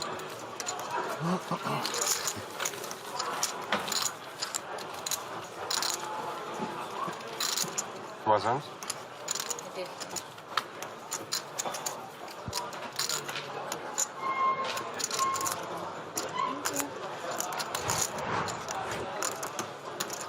Gomez still the chip leader right now with close to 3.7 million.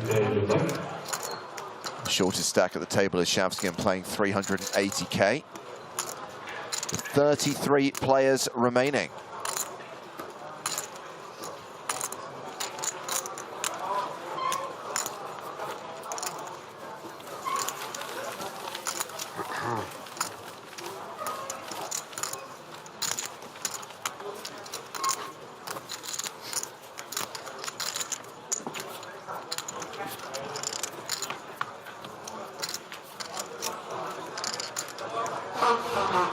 And Silmo asks, Adrian Mateos is busted. Sadly, yes. That was yesterday. Yes, yesterday, yeah. Must have been some sort of mistake. He never busts. But too late now. That was yesterday's problem. 9-5. Yesterday's news. Do it, Gomez. You're a boss. You got the chip lead. Look at him. He's ran those sims too many times. Well, it's a great read. Great live read on Brendo. Yeah. Great, 40,000.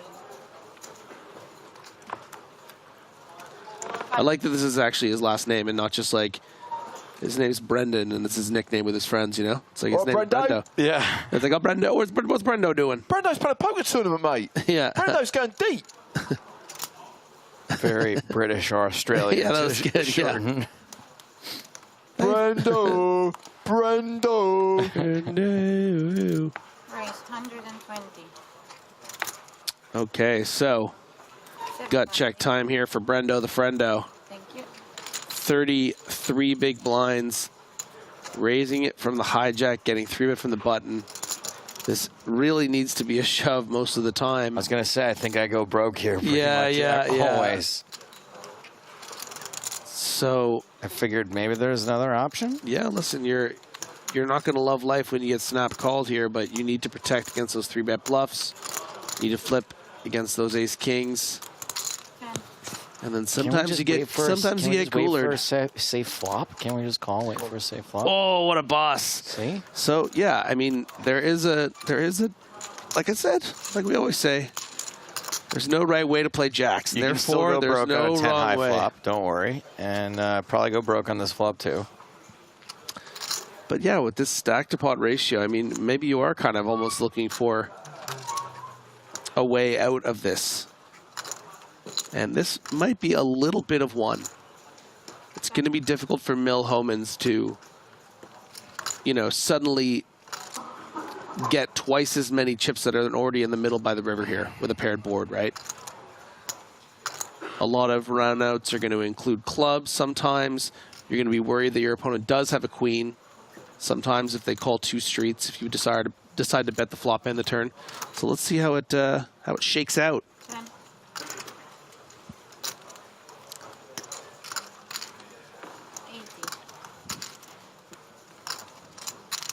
80K.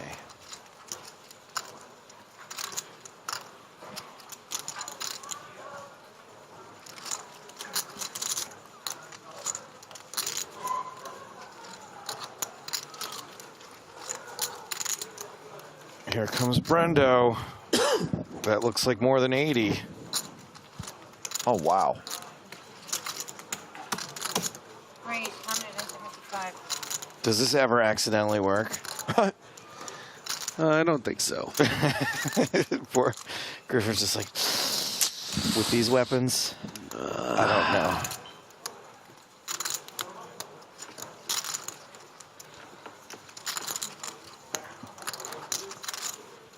Listen, it's pretty scary. For kings. Yeah, I mean, if you think about the flat range here and then deciding to take this check raise line, you know, you are expecting some ace-queen offs, maybe even some ace-queen suiteds that would just call pre. Queen-jack suited. I think the 3-bet's going to fold out a decent amount of queen-10 suiteds and, you know, maybe all of the queen-9 suiteds if those were ones that would have been opened by Mr. Friendo. It's hard to think of pure bluffs or sort of see where you're at raises, which is effectively what this is. But because that is going to make up a portion of the range. I mean, I know Brendo's put a lot of his chips in here, but this is like a pretty clear getaway at this point, right?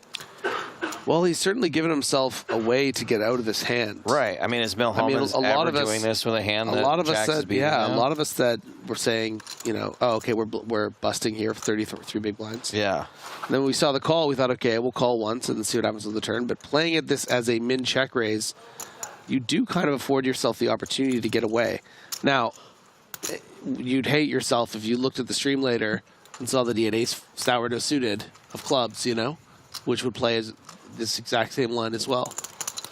So you got to be worried that you're folding the best hand here sometimes. I mean, I agree with you that ace-5 of clubs plays it the exact same way, but I think that ace-5 of clubs is going to be the hand here less than half the time.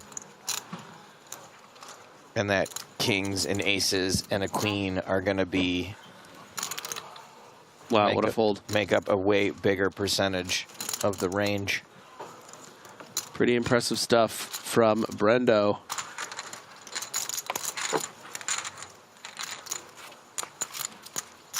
Lives to fight another day. Pretty badass.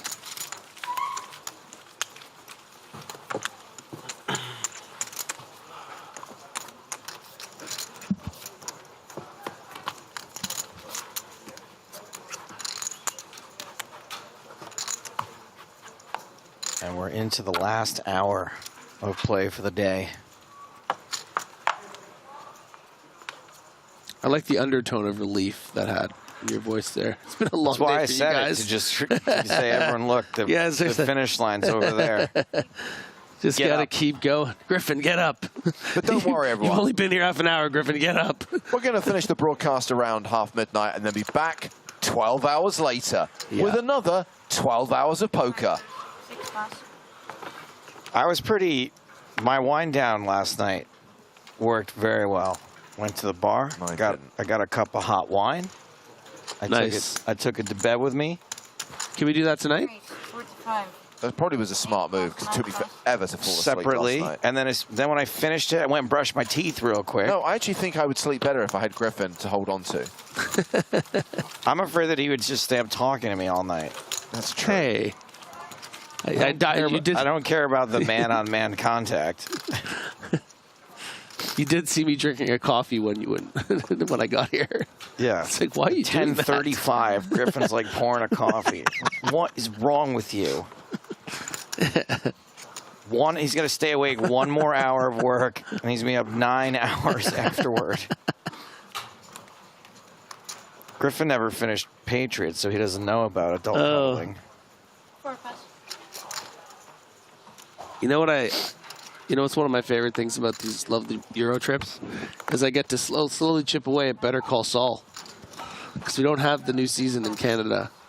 What? And I don't really pirate TV. I like to support the arts. Well, you so can I get here buy it on iTunes, right? And you can support the arts that way. Yeah, but it's nice to get it free here on Netflix. Do you know what I mean? Like I pay for a Netflix subscription. Supporting the arts for free. You know what I'm saying? It's nice. I get it's what you're nice saying. when I'm in my hotel room, and it's kind of a nice, totally alone in the hotel room show too. Yeah, I just finished episode 10. What season? 6, final season. Oh, I'm almost there.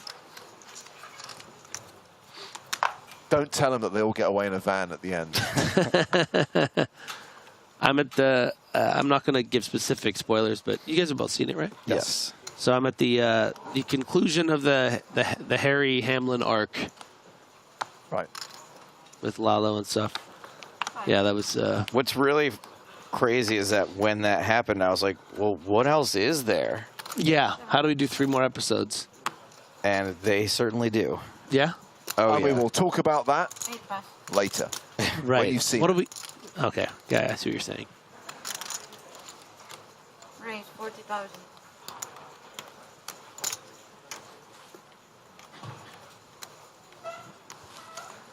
Ace-5 has opened the button. Gomez with King-9 in the small.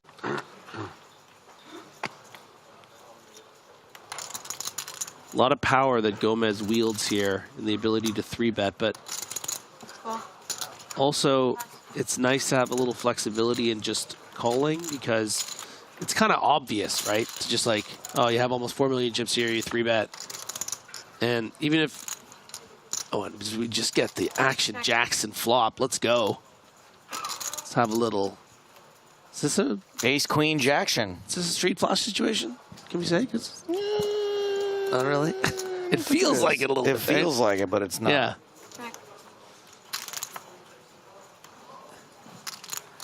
Wow.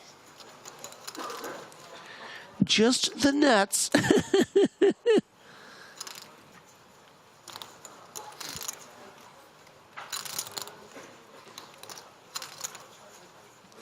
Gomez is going to expect Joe's to have a lot of showdown value here with this flop check back.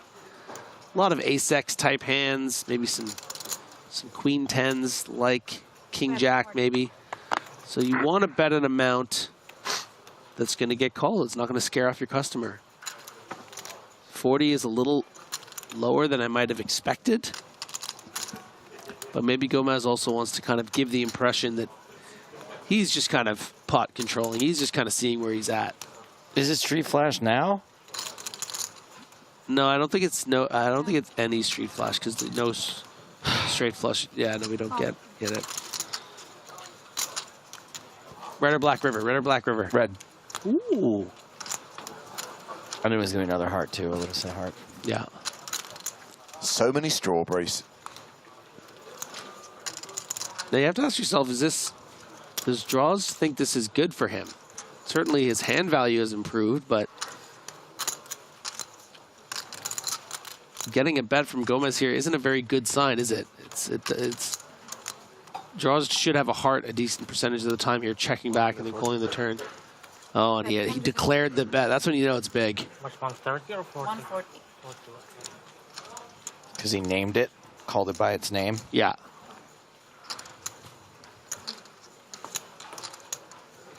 Is Draws going to take a bite of this peach?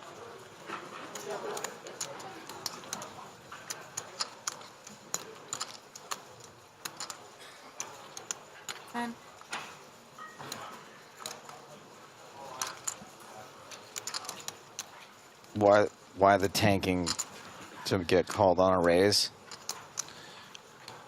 Are you misreading the who yes, has which hand? Yes, I am. Absolutely. Okay. It's okay.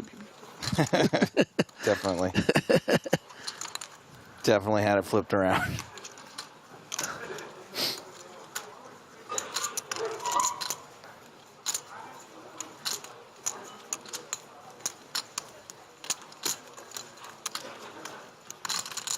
Hey, you start thinking about, okay, well, what hands is he bluffing with here, right? The call from the small blind tells us a tail, like he's probably on base in some way. Is he going to block bet small with like a black queen 10 on the turn and then bluff the river? Like, no, there's... So what is the bluff? Where does it come from? Where did it go? Ace, king of spades. Would he turn king, queen into a bluff here by the river? It doesn't seem logical, right? So it just looks like a value hand that is stronger than the 5 of hearts. Sliding the wrong card forward, if you ask me. Although it's the end of the night. He's time bank rich.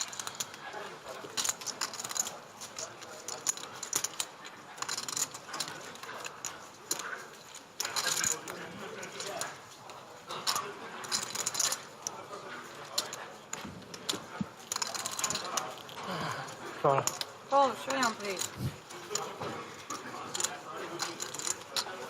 Heroes with the 5 of hearts pays off Javier Gomez. And Gomez is close to crossing the 4 million mark now. Looks like they're coming. I guess that's part of the psychology too, right? Yeah. Chip leader. Yeah. This guy's bluffing me. Okay. Yeah, sorry. I didn't see it earlier. My fault. Close to He can't keep getting away from this. 100 big blind stack.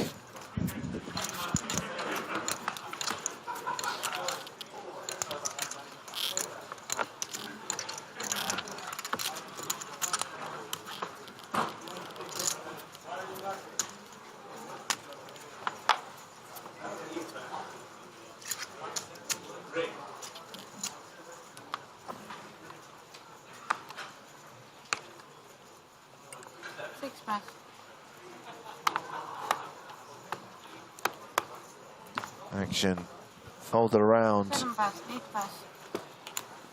2 throws. Who's got 9s in the cutoff and raises.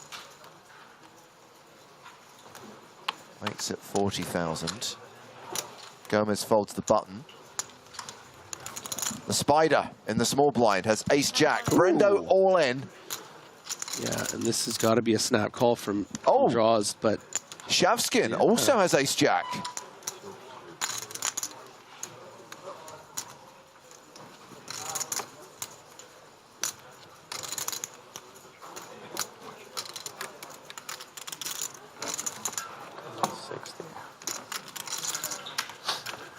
And Brendo has Shavskin covered just. 360. So it is all in to call. Do you really want to be the 3rd person in here with ace jack? Certainly not. But the positions are important here, right? This is the cutoff. But it's also the cutoff raising into 2 sub-20 big blind stacks and the chip leader, right? Draws isn't going to open too wide here. So as Choskin, you have draws still to worry about. You know, Brendo's range should be a bit stronger than normal because draws should be opening wide, tighter. Where are we at for pay jumps? There is a pay jump. You're right. There's a pay jump at 32. 32, right? Yeah. Wow. Yes, and draws goes for it, recognizing that that wasn't a fake tank. Well, if 9s hold here, Drozda's got both players covered. We could get a double KO.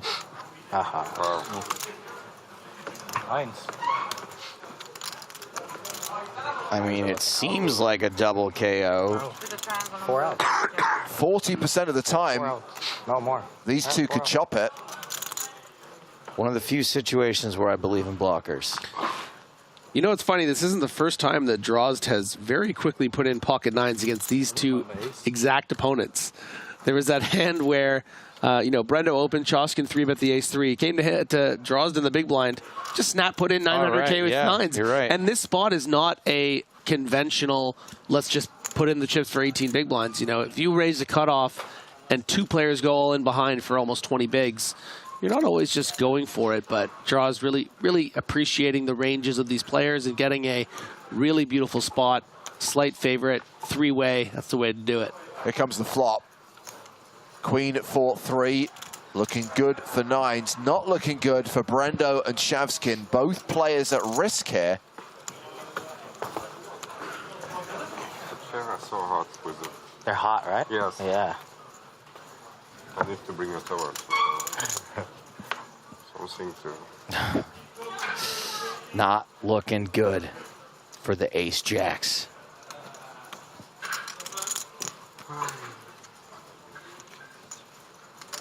Yeah, the pay jump is actually at 31, but notice that the field has dropped down to 32, so I'll be interested to see what happens here, unless, nope, nines hold, it is a double bust out.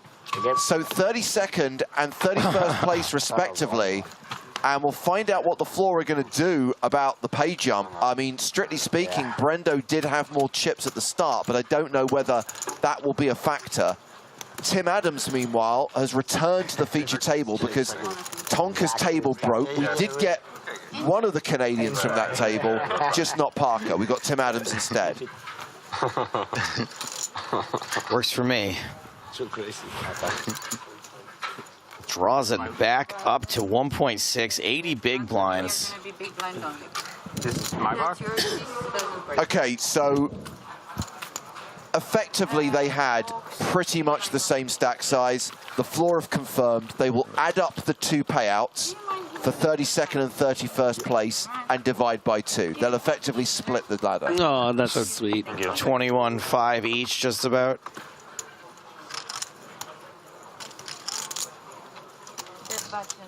Meanwhile, that will take us down to 30 players. We are down to the final 4 tables with, what, about 40 minutes left on the day?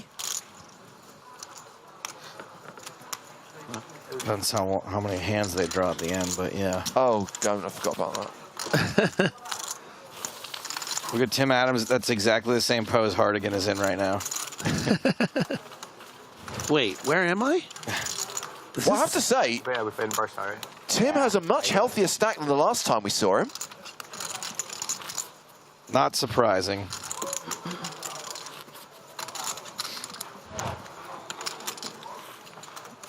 Okay, blind guess. Where is Tim Adams on the all-time Canadian money list? Number 3? He's got to be top 5, right?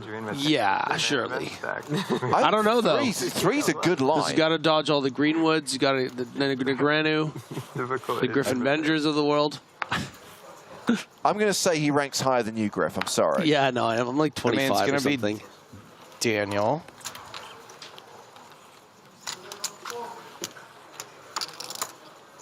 I feel like we've done this one before. Yeah, I do. That's why I think your line is really good. He's second. He's 2, yeah. Okay. He's ahead of Greenwood. Wow. He's ahead of Sam. I mean, there's a decent amount in it. Tim Adams second on 29.4 million. Sam Greenwood third on 26.7 million. Okay, so where's Griffin Benger? Am I still like 25, or are people... this 25 million? Are you nuts? No, 25 overall. You're 23rd, Griff. Oh, nice. Okay, cool. Am I still behind... Did 2 people die? How did that I'm still happen? behind Nanad Medic. He's the one I've been chasing. Nanad. I can't believe Nanad's still up there.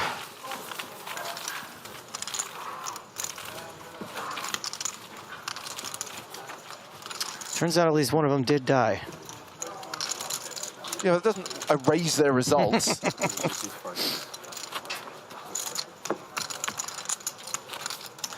Some players do a pretty good job of that while they're alive.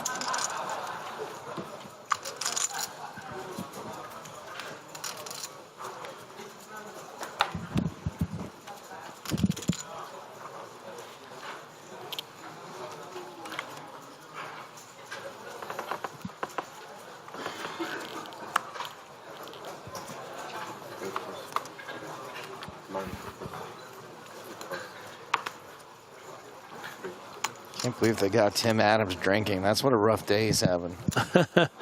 Love it. Tim makes it to the final day. I wonder if we'll be traveling on the same flight on Monday. Oh, yeah. What, is he going to let you on his private jet? Yeah. Yeah, I guess he probably doesn't fly coach or commercial. No, I mean, he does not. I mean, I don't know. He's won $26 million in his life. He probably doesn't have to, but he does seem like the kind of dude that still would only fly like keeps premium economy, humble. you know? Probably first class. First class is such a waste of money. Like, it is awesome, but I don't know how much money I would have to have in order to be like, yeah, I'll just spend $8,000 on a flight. It Like, depends on the destination, the duration of the flight, and the airline. For example, I think paying thousands of pounds for a business class ticket on like a European flight just so you can have an empty seat next to you is a complete waste of money. That's what I mean. From Prague to Helsinki, what Yeah, is that, a 3-hour flight? 2 hours. 2 hours? I mean, what's the difference between an 80-euro seat and a 8,000 euro seat? I mean, it's not quite that bad. It's hundreds rather than thousands, but even so, it's not worth the money. Timothy, your massage, but the girl, yeah. you cannot know. No, I can't.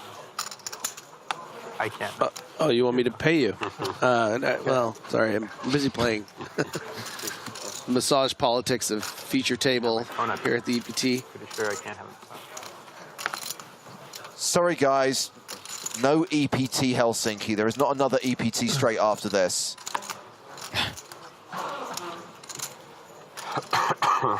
Going home for the holidays.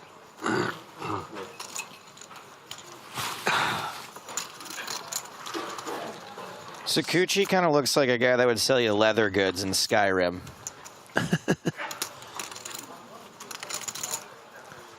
I think I might give Skyrim another go this year, as in 2023. I've never played it. Never played it. I've tried 2 or 3 times. There's got to be better things at this point. I mean, right? It's like 10 years old, isn't it? I know. I mean, it was I don't pretty know. great. I feel like time. there's I'm so sick of being on the outs with that game. I don't. On the rim. Yeah, I'm not. You know. Discipline for Sakuchi. Loving the way Sakuchi's vibing. Not gonna get into some ego war with this chip leader and his dandelion shirt and his protruding mic and his rich watch. James says, I would love an EPT Lapland. During skiing season. Lapland during skiing season. I think we should do an EPT on a ski resort. That's a great idea. Absolutely. We did once. We did Snowfest. Do you right, mean Lapland in Van Nuys with the 2-for-1 drink specials? Joe. On Wednesdays? Thank you. Because skiing season there means something totally different. Europe. We're still talking Europe. I know there's a lot of confusion about destinations today. For example, fair question. Which city would EPT Helsinki be in? 45. Ooh. Helsinki or Rosvedov? It would be tough. It might be in Dublin also.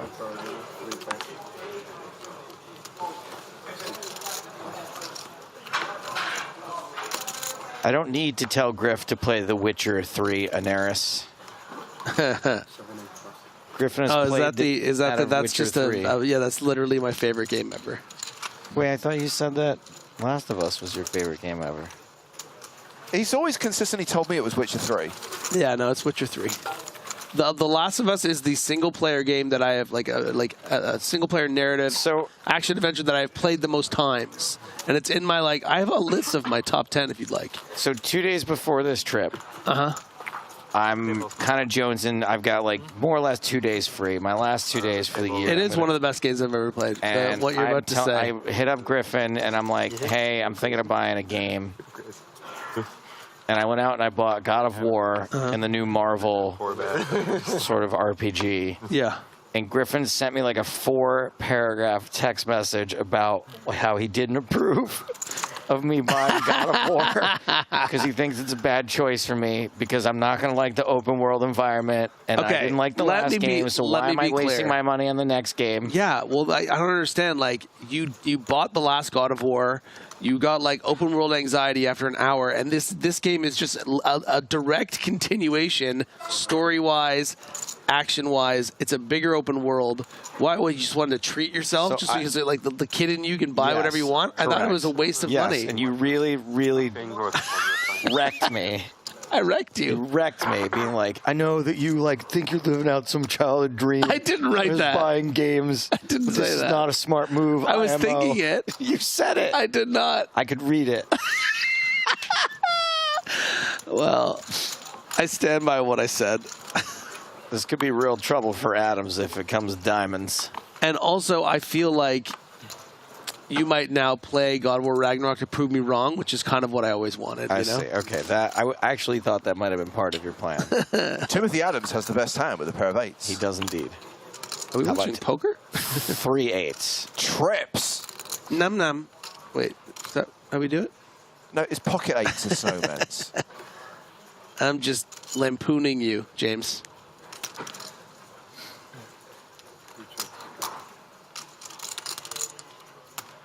Anyway, I played God of War for like an hour, hour and a half, and I haven't got to the open world part yet, but I'm enjoying it. Nice. Did you watch the recap? I did watch the recap. Nice. So you're all caught up. I'm all caught up. Great river here for Timothy Adams. Really Value time. And it's a great spot to play this as a check raise because Sakuchi kind of has to bet the ace here, and Adams can just come out firing.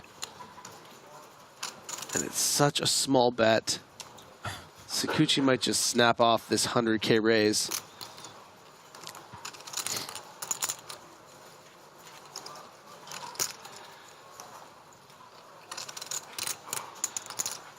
Someone said, gotta hear Griffin's top 10. I'll tell you what, I'll tell you my top 5 off the top of my head after this hand.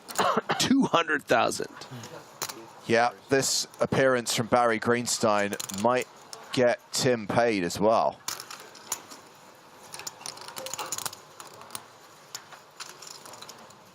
So Tim is repping pretty thin, and wow, just doesn't believe he's going to bluff him there.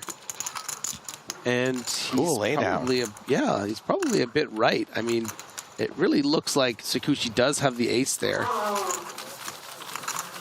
That laydown was pretty cool in my book. Meanwhile, Tim's up over $1 million, playing more than 50 big blinds right now. So you're going to give us a top 5 countdown in traditional chart format. Wait for it.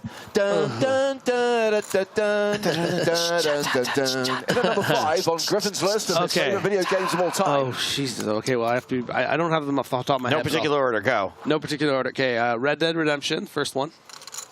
Okay. Wait, is that the first one? Okay, got it. Yeah. Mass Effect 2. Man, there's so much conversation in that game. Such a great game. Just clicking through conversations for 5 hours. Persona 5.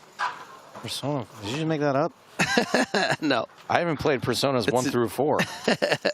I've only played Persona 4 and 5, but Persona 5 is one of the best games I've ever played. Okay. And then the two and one spots would be The Last of Us and The Witcher 3. Wow. So you prefer the original Red Dead Redemption to Red Dead Redemption 2? Well, it's tough because I'm speaking from like what I knew my list was the last time I did it, and Red Dead Redemption 2 does complicate things. But I don't. It's hard to like. Can you just call them the same game? Yeah, can I just say the Red Dead series? Same a engine. bit like I cheat with The Godfather, right? Yeah, exactly. Yeah. Last of Us and Last of Us Part 2, right? I mean, it's the same game, same engine, same mechanics. Like if you wanted to pick the Arkham games, right? Like they're all basically the same game. Some of them were slightly better than the others, but all right, we got our hand shaping up over here. Oh yeah, Timothy Adams. He's 3-betting sounds. Mine are Leisure Suit Larry 3, Leisure Suit Larry 7. Okay. Leisure Suit Larry 1, the original. It wasn't called 1, it was just Leisure Suit Larry. Right. Half-Life 2. Okay. I don't know what, you're not doing a bit. This Leisure Suit Larry is a real thing? You ever play Leisure Suit Larry? No. Classic.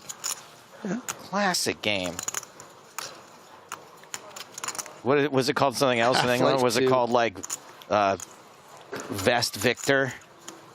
Leisure Suit Larry game series. No, literally. You got to. Leisure Suit Larry is an adult-themed sexual video game series. In fairness, I did hear the third one is the best one. 95. This looks crude. Oh, this looks rather crude. 9-9 tray on this flop. Adam's still betting with the best of it.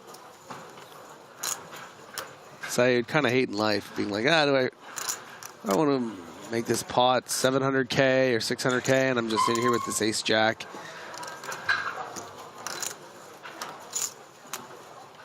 Yeah, I do. I want to do it.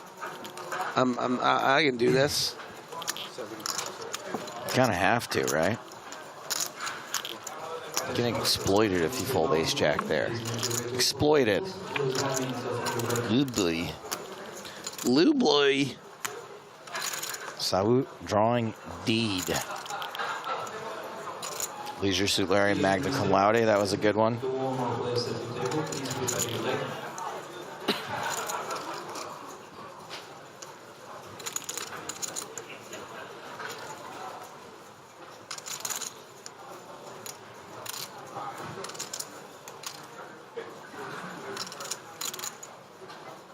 $265. The price of poker is going up. I just made that up, by the way. I think it's got legs. I don't know if it'll be, you know, like some of the stuff you've made up, but I hope to get a little traction. You have to make your own traction. Did you just make that up? That's incredible. Where does he come up with this stuff? Antoine is just saving a little face at this point.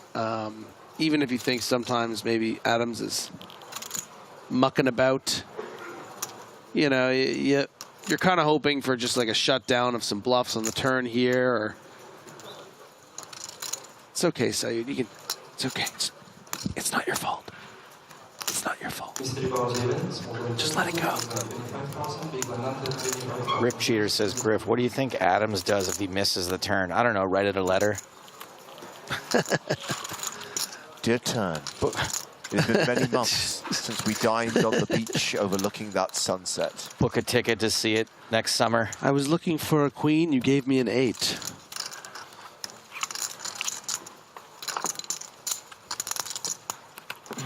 All right, here's some honorable mentions for in my top 5. I couldn't really. Resident Evil as a series, but specifically 4, 5. Oh, 4, 4 and 5. You know they're remaking 4, right? Yes, Coming I out do. this year? Yeah. The God of War series, obviously.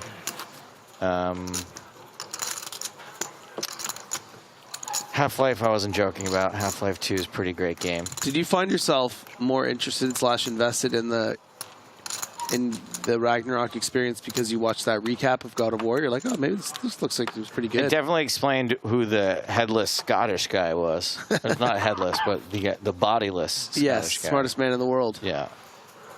Mimir. He's 10 for the Homans. Philip Kelleher says, throw some PC games in there. Come on. Ooh. Okay, Solitaire. Minesweeper, really good. Yeah. Chess. I've probably logged more hours playing Minesweeper than any other game. Yeah. Tetris. Tetris needs to be like, it's sort of like the Harlem Globetrotters and just needs to be in its own category. Like, yeah. You punished me on the river for not checking back, huh? Inside, one of my favorite games of all time. Inside's a hell of a game.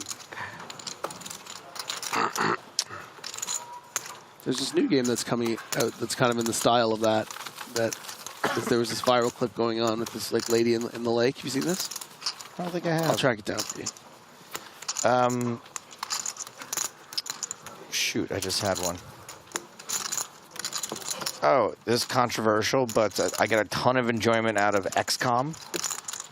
It's not controversial. It's considered like one of the best real-time strategy kind of games now. The older I get, the more I like turn-based games where I can just like sit and think about the move I want to make and press a button and not have to like have a ton of I got stuck in combos. XCOM at one point and then I stopped playing it. Oh, I save, like I'm one of those cheat savers. I like save every move I make. Yeah. And then if one of my, I named a character after my brother, And when he died, I like cried. I was like, why did I do that? John Stapleton has been killed in battle. And I was like, wait, what? Can you imagine a video game where you have to name the character after a member of your family? You have to choose a member of your family. If the character dies in the game, that person in real life is all James's rejected Black Mirror ideas get put out on this broadcast. You just call your brother. You just call your brother crying. You die in real life. There has to be Jeopardy in any game. You just call your brother crying. Jeopardy's a good one, actually. What is Jeopardy? I'll tell you what is Double Jeopardy. Oh wait, no, what's the one? What's it? What is it? When not Double Jeopardy, the one where you can't commit the same crime with. That's Double Jeopardy. Oh, that is Double Can't Jeopardy. be tried for the same crime twice. Okay.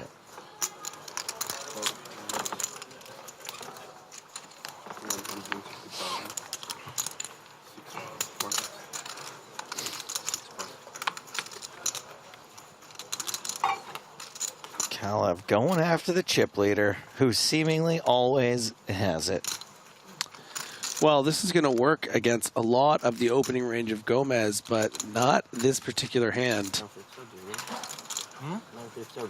Yeah. King Jack suited quite a bit too strong.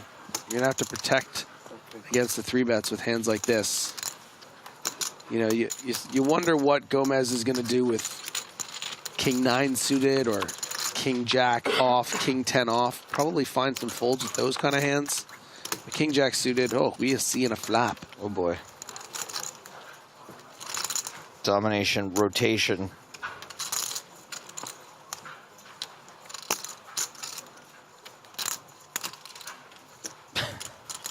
Some good turn cards for Gomez here. Would love to just get a free card, but certainly if there's a small enough bet, we could see a float from Gomez.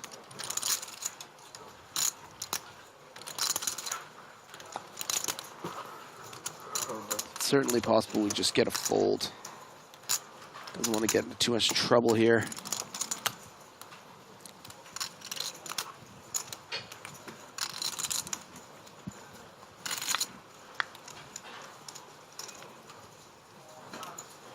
There is the float. Too good a price. The PS4 and PS5 Spider-Man games, excellent. They are excellent. They're not some of my favorites, but they're really good. Yeah. 10 out of 10. Hello, club on the turn. Crunchy. What'd you think about the replacement Peter in that?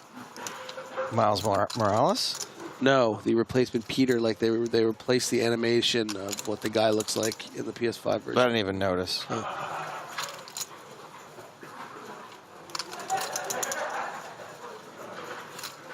And I'll tell you what, Kalev isn't thrilled here. Surely going to be beating some of the floats that Gomez might have, but Gomez is going to have a lot of queens here. So your 5 shrinks up real fast. Now the question becomes, for Gomez, with 540 in the middle, with 710K back for Kalev, what do we start doing here? Are we betting and then calling a shove? Do we bet small and then fold our flush draw?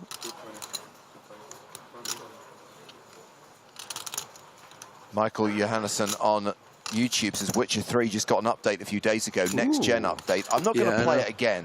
That game just stressed me out. There were just so many things on the map that I needed to do. Too much. Apparently they fixed that. That's one of the things. I'm not even kidding. With the like check marks everywhere, I think they like cleaned it up and they only have the check marks for like the important things. Only found out recently that the woman from the Andor series is Yennefer in the Witcher games. No way. Yeah. Oh, that's incredible. I love that. I think it's pronounced Yogging.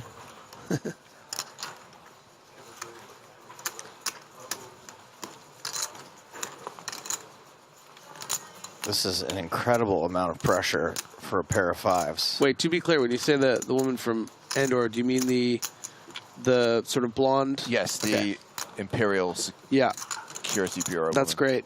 Yeah, that tracks now. Were you a Yennefer or a Triss kind of guy? Romance. So there's you end up with whoever, right? Whoever you choose, yeah. Yeah, I ended up with Yennefer on my winery. On your winery, yeah, me too. Great minds. Boy, this sounds awfully misogynistic, guys. No, it's not. It's romantic. All in? Oh my gosh, he did it. Did it. Wow. And now he has to fold. That is quite impressive. Most impressive. Huge pickup for Kalev. Up to $1.5 million Look now. at the complexion for Gomez. Just a bit of redness. It's just like, oh, I could have just checked back, or what would have happened if I just shoved? Shoves the 5. That is really, really dope. Who does that at this stage? 30 players left. Pitar Kalev. Grip it and rip it. Rip it, rip it. Thank you. Do you think Joe would like Witcher 3? Yeah. Yeah, me too. It took me a while to get into it, but once I was kind of like immersed in the world, I really enjoyed it. Although, as I said, whenever you'd go to a new place, just everything you had to do, and then you'd collect all of these extra missions. Oh, no, but he's not a big open world boards. guy. Maybe not, yeah. It's just like too much. What's weird, though, is like Spider-Man open world doesn't bother me. I think partially because it's an island. Mm. And it's an island I'm familiar with. Yes. And it's all accessible all the time. The thing about games where you're like building up your character is like I'll like fight a boss 50 times before realizing like, oh, maybe I'm not supposed to be fighting this guy right now. Maybe I should go do something else. It takes you that long. I seem to remember spending several days just sailing around in a little boat and jumping underwater to open chests for random armor that I then ended up selling for like a few coins. Yes, yes, yes. I remember that. I remember I was in that water for a while, and those little mermaids would come by. And they made a horrible screeching noise. Yeah. I just feel like there should be a version of the game, if you want, that says, go here now. Now go here for like the most efficient. Just tell me the order to do it in. Yeah. Go back and get that treasure chest that you couldn't open before. I don't want to open a Word document and take notes about all the treasure chests I left behind.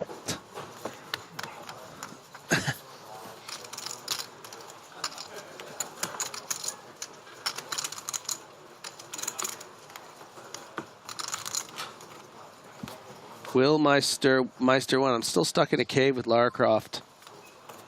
Fair. Yep. We must be into the last 30 minutes now, right?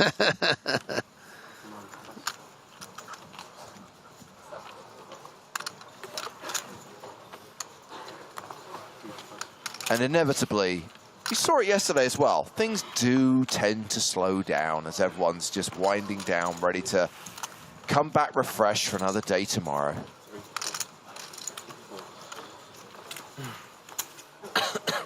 Oh no, says, I'm sad that Joe likes linear gameplay. Uncharted, that's the game for me. Very linear.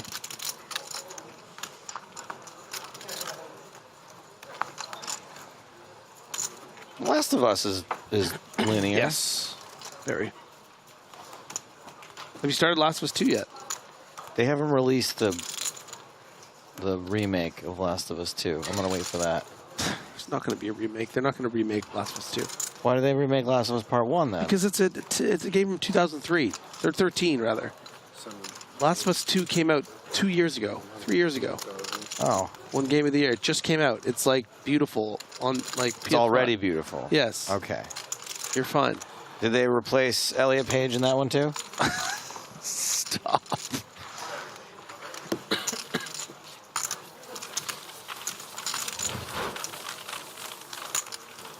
$1.6 million for Antoine Sote. Still at 30 players. So they will do a redraw overnight. The good news is we won't have to stop tomorrow when they get to 24 to do another redraw. There will, however, be a redraw at 16, and the objective tomorrow is to get down to 9. We'll stop if we get to 9, but we will play 6 full levels if we don't.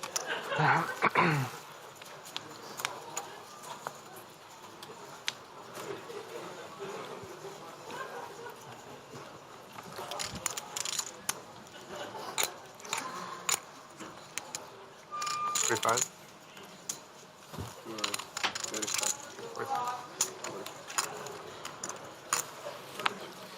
Griffin, are the last few hands of the night sort of regarded similarly to the bubble in that some people have kind of like checked out and you can fight hard for the last few pots?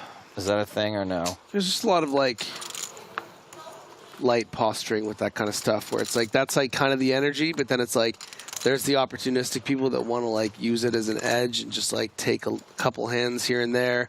And then there's people that are aware of it, that they're just like, oh, is he just trying to take advantage and do I want to counter? Or, you know, let's go get some hot wine and the night. I thought you'd never ask. I'm out of here. Yeah.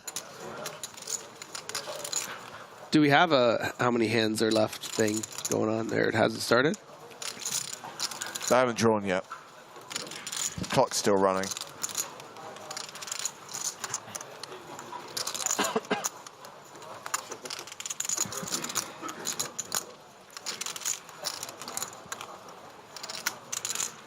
Jaws might be getting frisky here.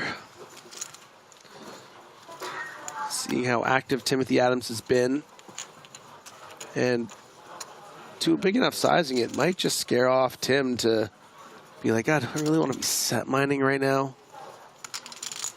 And yeah, 200K is going to probably do the trick. That's a near 5x. And, you know, representing a decent amount of his chips. What are you representing hand-wise when you 5x it? Well, you'll do this. Sus.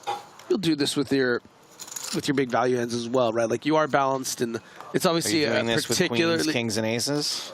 Yeah, I think he is. It's particularly big, but that might just be a balanced sizing of draws in general, right? It's not necessarily indicative of a particular hand strength or lack of strength. Okay. But I don't know. I haven't seen draws 3-bet enough from the big blind with strong hands. Might have just been trying to get away with one there. Tell you what I would have done. I would have just called Cena flop, 7-6 suited, man. Let's. But I could totally understand the logic of 3-betting.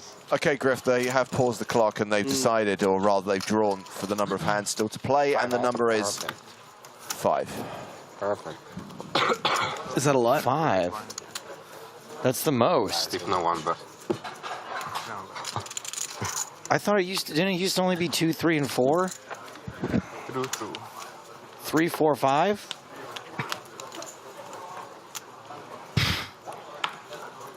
I'm gonna have a talk with James. Have a talk with Toby about that.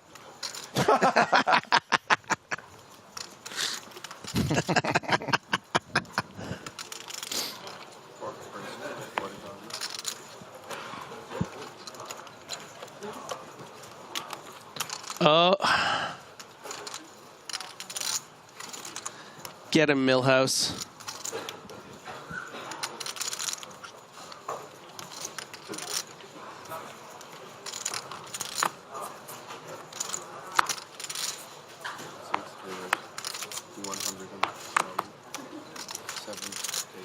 It's a nice big old raise to 1, 2, 0, 0, 0, 0. 1, 2, 0, 0, 0. You know what I'm talking about.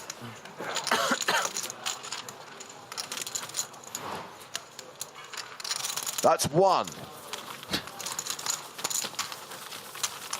Let's do this Sesame Street style. 1 hand of poker.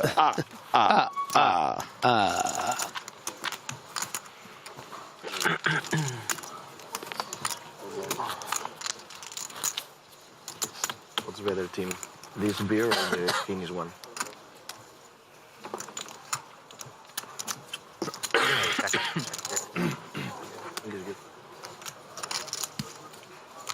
That's the name of. Did you ever play the Superman game for N64? Yes. I really like that game. Wait, what?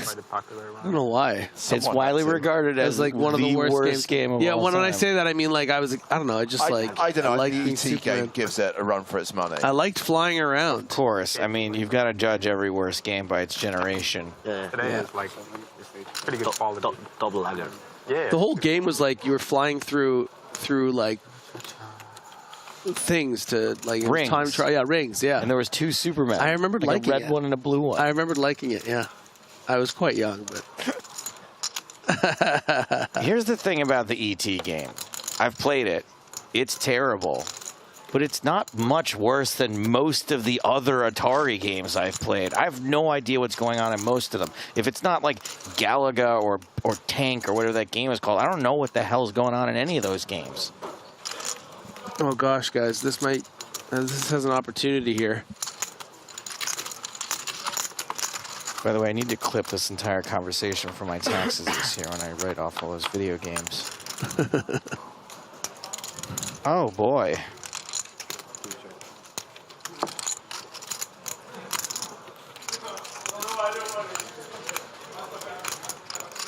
Wow. From the rafters here, Ola bust. Yo, that's... I love the Atari ET game. It's fantastic. We have an actual fan of the game. We need to get Griffin across live chat more often just so we can hear him butcher every single name.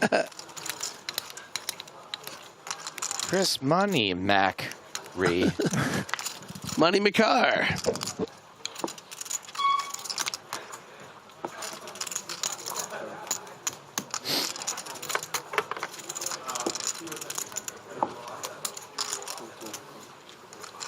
Do you know Tim Adams' full first name is Timberly? I actually did know that. Well, those straight draws are real good now. I kind of actually want someone to win this pot outright because I'm not sure I have the energy right now. My voice is... I don't care. Listen, when the poker gods want you to dance, you dance, James. I know. The poker gods can go take a flying...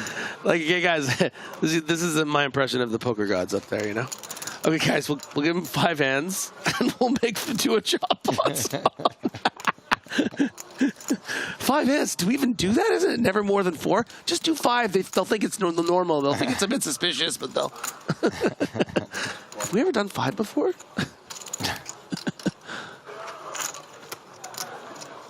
And Kalev with that under-the-gun range advantage, attacking all hands like King Jack or, you know, Ace-X of spades. Even attacking those 10x hands that are surely going to call again, but at least it's going to get a little nervous here going into the river. Or, you know, Adams could have something like pocket 3s. What do you do here, right? Istof. Later. Well done, Timothy. And that was hand number 1. Hand 2. And 2. And 2. And 2. And 2.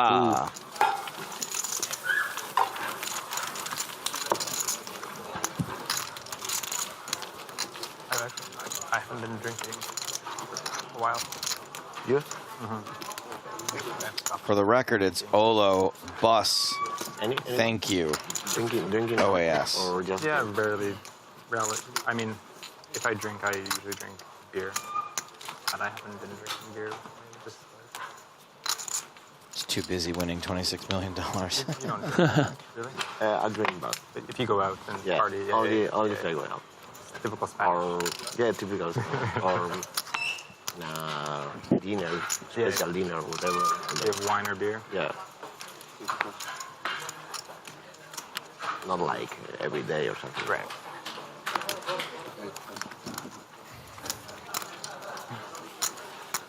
Zrozd. Brazid picking up another big hand. Tim finds a fold. No, it's Can't not. fold King Jack suited on the button. You crazy? On the button. Are you crazy? Maybe Tim's getting sleepy and he wants to go to bed as well. Oh, it's a great little flat hand here. Problem is, Gomez might just make it 230,000. Really put Adams in the blender.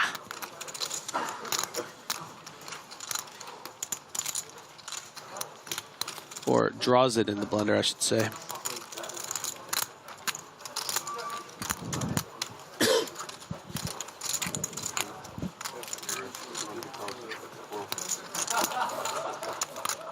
And just 200. Oh my goodness. Oh, hello. And there comes the all-in from the ace-queen. Doesn't buy it.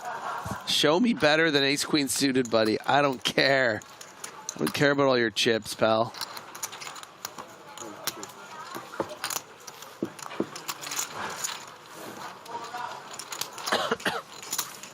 Kind of liking Draw's vibe. Yeah, me too. He's very kind of like quick, doesn't give a, you know. He just wanted the full double up right there, right before the end of the night. Three hands. Three hands of poker. How many hands of poker left, James? Two hands. Two hands of poker. To answer Paisley Road, who asks when does play start tomorrow? If you're asking what time we start streaming, 12:30 p.m. Central European time. Basically 12 hours from now. You're gonna see anyway. Oh, they're talking about the hands, which is always friendly. Oh, they're gonna get real chatty now for the last two hands. Oh, Sakuchi's doing that thing like I'm gonna make a really tight fold. Yeah, he don't did do make that. a really tight fold. Well done, Sakuchi. You can't win the tournament if you do that, Good job. That's it, man. guys. Just keep them coming. You're gonna get respect. What about when he's about to run into aces here? Queen's a good hand, brother. Gomez, 10-9 off. 13 hours, stop exaggerating. It's half midnight now. We start at 12:30 p.m. Yeah, By let's my count those. calculations, that's 1, 2, 3. Definitely not 13. I would love it if it were 13. I'd get an extra hour of sleep. I mean, that's when we're back on air, by the way. It's not when our butts are in these chairs, which is about 11 and a half hours from now or 10 hours from now. I think we might have an example of someone trying to be a know-it-all. Yeah, you know what? They're going to get I'm gonna banned. see anyway. Did you punish me? No, I had an 8. And that's for longer than 13 hours, so enjoy. Kalev mixing it up here with the defend in the small blind. Thanks, Instead of the 3-bet, we saw aggressive action a couple rotations ago from Kalev with that King 5 suited against that. But no mid from Gomez. This time mixing in some calls. But advantage Gomez. Technically still behind here, but going to have the hand to bet and continue betting if anyone calls, which I don't think they will. Can we talk about what a great fold King Queen was? No, because it might have still won him the pot. If Gomez had folded on the button. I don't subscribe to the fact that that pot was Gomez's if he had entered with King Queen. No? You might be right. Maybe Gomez just calls with 10-9 on the button. Last couple hands before the level? Probably. You got messing around chips. 4 hands. 4 hands. Which means this is the last one? Yeah. Yeah. The last hand. Last? Yeah. Really? Okay, get on with it. Thought it was the button first. Do you think someone will get eliminated here? The last of bust? Yeah, it was 1, 2, 3, 4, 5. Yeah, All right, stop watching. Sorry. Yeah, probably right. Just wanted to play one more bet then.